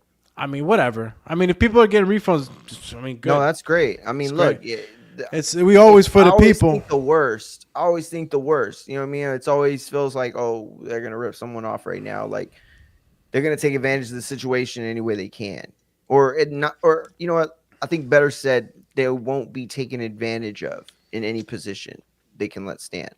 So, so what did you feel about Teofimo Lopez saying that, that the Haneys have their pockets in some of the media? What do you think about that? And I don't want to just kind of like pigeonhole it just to the Haneys, right? Because people are talking shit, and that's an opinion here and there.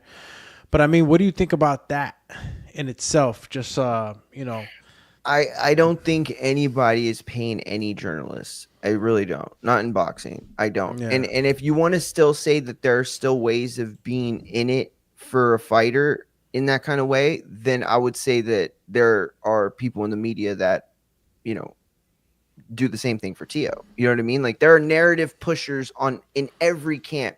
The one thing I didn't like what Tio said, right? He said this. He said something like along the lines on the live. He was like, yo, y'all were all talking shit about Haney. All of y'all were talking shit about him. And y'all were all loving me. And now we don't fight.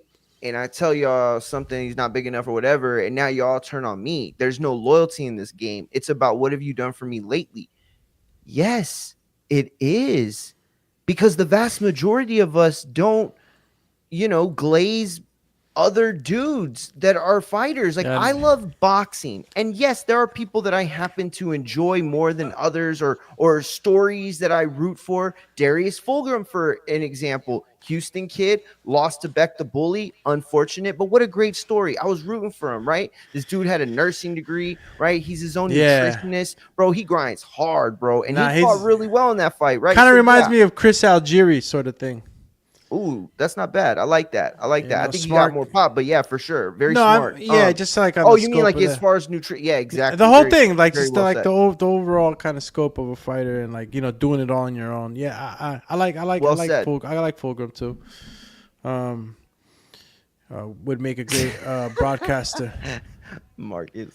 You saw Marcus. Marcus said, "I don't want refunds. Just give me one of them top ranked ring girls."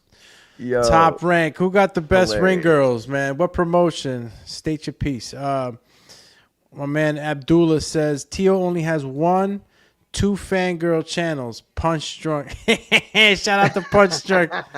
Punch Drunk. Yeah, but that's the thing is, it's not that there's like, a dedicated channel for Haney or Wilder or Tio or whatever. Yeah, that's part of it. But another big part of it is there are dudes who have channels, and probably quite a few channels, burner accounts and stuff. And those are like solely dedicated to pushing agendas. So it's like, I don't know. Everybody's got a fan. Everybody's got cheerleaders. You know what I'm saying? Yeah, you're right about that. Realize that he ain't going to ever be judged in the sport by his cheerleaders. Like they'll help him get money.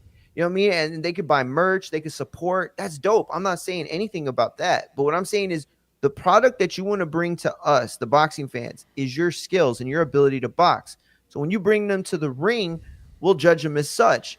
To exclaim that we have to have loyalty for any one person or the other, it is about what you've done for me lately. And the reason why everybody's hating on Devin is because at the time he had lost and then he tried suing. So everybody was against him. You know what I'm saying? But like, I don't know. Tio just got to realize it is about, the blow of the wind, or I forgot how that saying goes, but wherever the wind blows is how the fans will treat you a lot of times. It is what it is.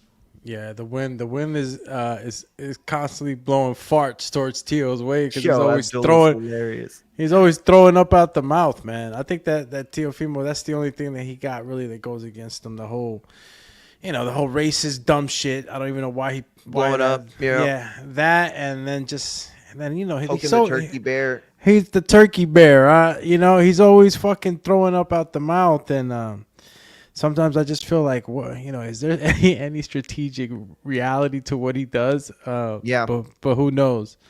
And but Teofimo fighting Devin, I was speaking about it last show, and it's not that I don't think that they should fight. It's just I'm saying that Teo, there's other fights, there's other things, and there's other reasons why that hasn't been signed yet. But I think that fight will happen, though, Mario. I think that Agreed. fight will still happen, and pieces on the chessboard are just being moved around. That's all this is, right? I mean, who takes the first offer anyway? Even if it's almost all the money that you've made in your entire career, because I think Teofimo's probably made 10 to 14 million. Be between pay-per-view buys and base purse payouts. I think that that's a big check. But Richard Hitchison too, that fight was there to be to be made. So there's not just the Devin Haney fight. But what do you think about that fight stylistically? Because I talked about it, and I'm saying styles make fights. And even though Haney's style is a nightmare for anybody, nobody wants to fight that type of fighter. It's really hard to get to, and then you're getting constantly punched round by round. What do you think about that stylistically? Listen, I think that Teo has never regressed. Anytime we've seen Teo in a bad performance, I feel like the likelihood is he is playing to his opposition, or he's a guy it's got to be a big fight for him to get up. And there are just some guys that are built like that, that they rise to the occasion, and every other time, they kind of just, it's a more lackadaisical effort by comparison. So I feel like Teo is the guy that he can go in the ring on fight night and be prepared, or prepared to a certain extent, and still get the job done. What versus Haney, I feel like has to be perfect or near perfect to win that fight. 100%. So yeah, I think Teo's the better. I think Teo's the better bet. Let me just squeeze it out of you. You think Teo's gonna win, right? All right. Yes, I would pick Teo right now. I would pick Teo. You pick Teo right now. All right. Yeah. So are we okay with letting Haney get away with the type of wins that he had with Jose Ramirez? Are we okay with seeing those type of fights for the rest of Devin Haney's career? I'm not. I think, though, it's about making the fights that you can make, right? And for Teo, I get it. But when have we ever allowed any of our fighters in the past 20, 30 years to use the excuse that, the guy's not going to fight me, or he's going to run, or he's going to do? It's like, but what else are you saying? So you're saying in another way, you can't catch him. You're saying in another way, you can't cut off the ring against. Would you see another Canelo Skull? Would you see another Canelo Skull fight? Would you see another Canelo Skull fight? I hope not. But if Skull were to come back and do enough to be considered, the level of this is what I'm saying. When can we put you in that mold, and when can't we? If we could put Skull but can't put Haney in that same situation, we don't want to see that shit, man. We don't want to see this. What's the difference that we've seen in? What am I supposed to do? Jump at you and hug you, and wrestled you into the ropes and try to bear hug you with one hand and try to hit you? It's fucking bullshit. You're absolutely right, but there are so many aspects of this that aren't about Haney and his style. Look, in the Fulgrim fight with Beck the other night, Taylor took a point for holding, and I thought it was a little excessive. Some of the people thought it was good, whatever. But all I'm saying is, for Haney to go in there and try to exploit this runner first mentality, this, punch and hug, pull and hug, whatever type of game plan, he'll get penalized for that, and he'll lose, and nobody will want to see him ever again on that biggest stage. You're absolutely right. But at this point, Haney is no more guilty of looking any less elite than Teo. Teo lost. Teo has looked suspect in some of his wins. Teo has come off some very flat performances, and all of that can be said by Haney. The one thing you can't say about Teo's opponents is the ones that beat him got popped for drugs. And again, this isn't about who's right or who's wrong. It's a fight with narrative. It's a fight with substance. It's a fight that would determine somebody's rank at the top of the weight class. Those fights are important. Yes, they're not slugfest, and that sucks. But those are matchmaker fights. You know what I'm saying? Like, those are the fights that we make that we're like, oh, those guys are, crossroads fights. These two guys in Teo and Haney are still ascending up. They have to knock one of each other off of the scaffold to continue their, propelling. Yeah. Teo could do it against a guy like Boots, but why? Why avoid Haney for a guy like Boots, a guy bigger that does it even better? Keyshawn dropped the ball majorly. Absolutely. Keyshawn Davis. We're talking Keyshawn Davis, De Los Santos. As of now, fight has been canceled. We're thinking that Mason, Abdullah Mason, that is, will get the limelight as a main event. If not, Kelvin Davis could fill that spot for the hometown Norfolk, Virginia. This is the Boxing Biz podcast show, and we're on all platforms, social media wise, that is. Catch us on TikTok, IG, Facebook, and if you want to catch us on sound, we're on all sound podcast directories, iHeartRadio, Apple Podcasts, Google, all the other ones that you know about. So make sure you go check us out. We have an MP3 player that you can MP3 you can download and listen to us, download them and get us on the go. And again, shout out to Mario tuning in here on the Boxing Biz, stopping by. I mean, yeah. Anytime you need me, champ, I'm here. I put my thing again in the whatever, if you're gonna repost, if you absolutely, it's up there already. Anywhere. I got it up there on the screen. You're the champ. Hell yeah. Yeah, listen, I go live mostly Monday through Thursday. Wrestling, boxing, and MMA. Most of the time not on the same day, but sometimes. We'll be live tomorrow too. Do me if you want to tap in tomorrow. We'll be live for UFC. We'll be live for the boxing. I'll be live for the wrestling. 3:00 Worlds Collide in Money in the Bank at 6, I think. But yeah. All right. Well, yeah, I'll probably be live also for the fights, boxing. But we could just link up. We could just or if not, we could collab. Maybe we could do a collab and be live. That's what I'm saying. Yeah, you could. We'll talk about it. Absolutely. Do it all the time. Yeah, we could do one of those, champ. Because again, I love MMA. I did MMA for like 6 years, and it's a sport that I really. I would love for you to come through for the wrestling. I would love to have somebody who don't watch come and watch, bro, and just be able to answer your questions. And as long as I could come into the Shawn Michaels intro song. Yeah. Oh yeah. I mean, I guess I can convince my brother to let it go for one night. That's okay. Yo, bro, that shit is fucking hilarious, dog. Yo, I got my Penta mask ready for tomorrow. We come in all lucha'd out. So Lucha Libre, bro. Hell yeah, infighting. We infighting exchange, champ. We doing it. So what time is the wrestling show? So the show called Worlds Collide. This is the first time ever AAA, which is like the WWE of Mexico.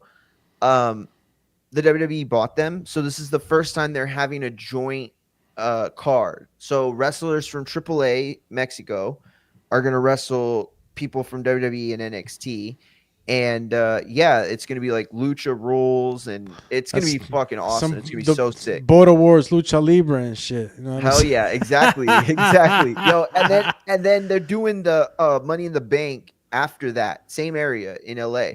And that's the one where the briefcase hangs at the top.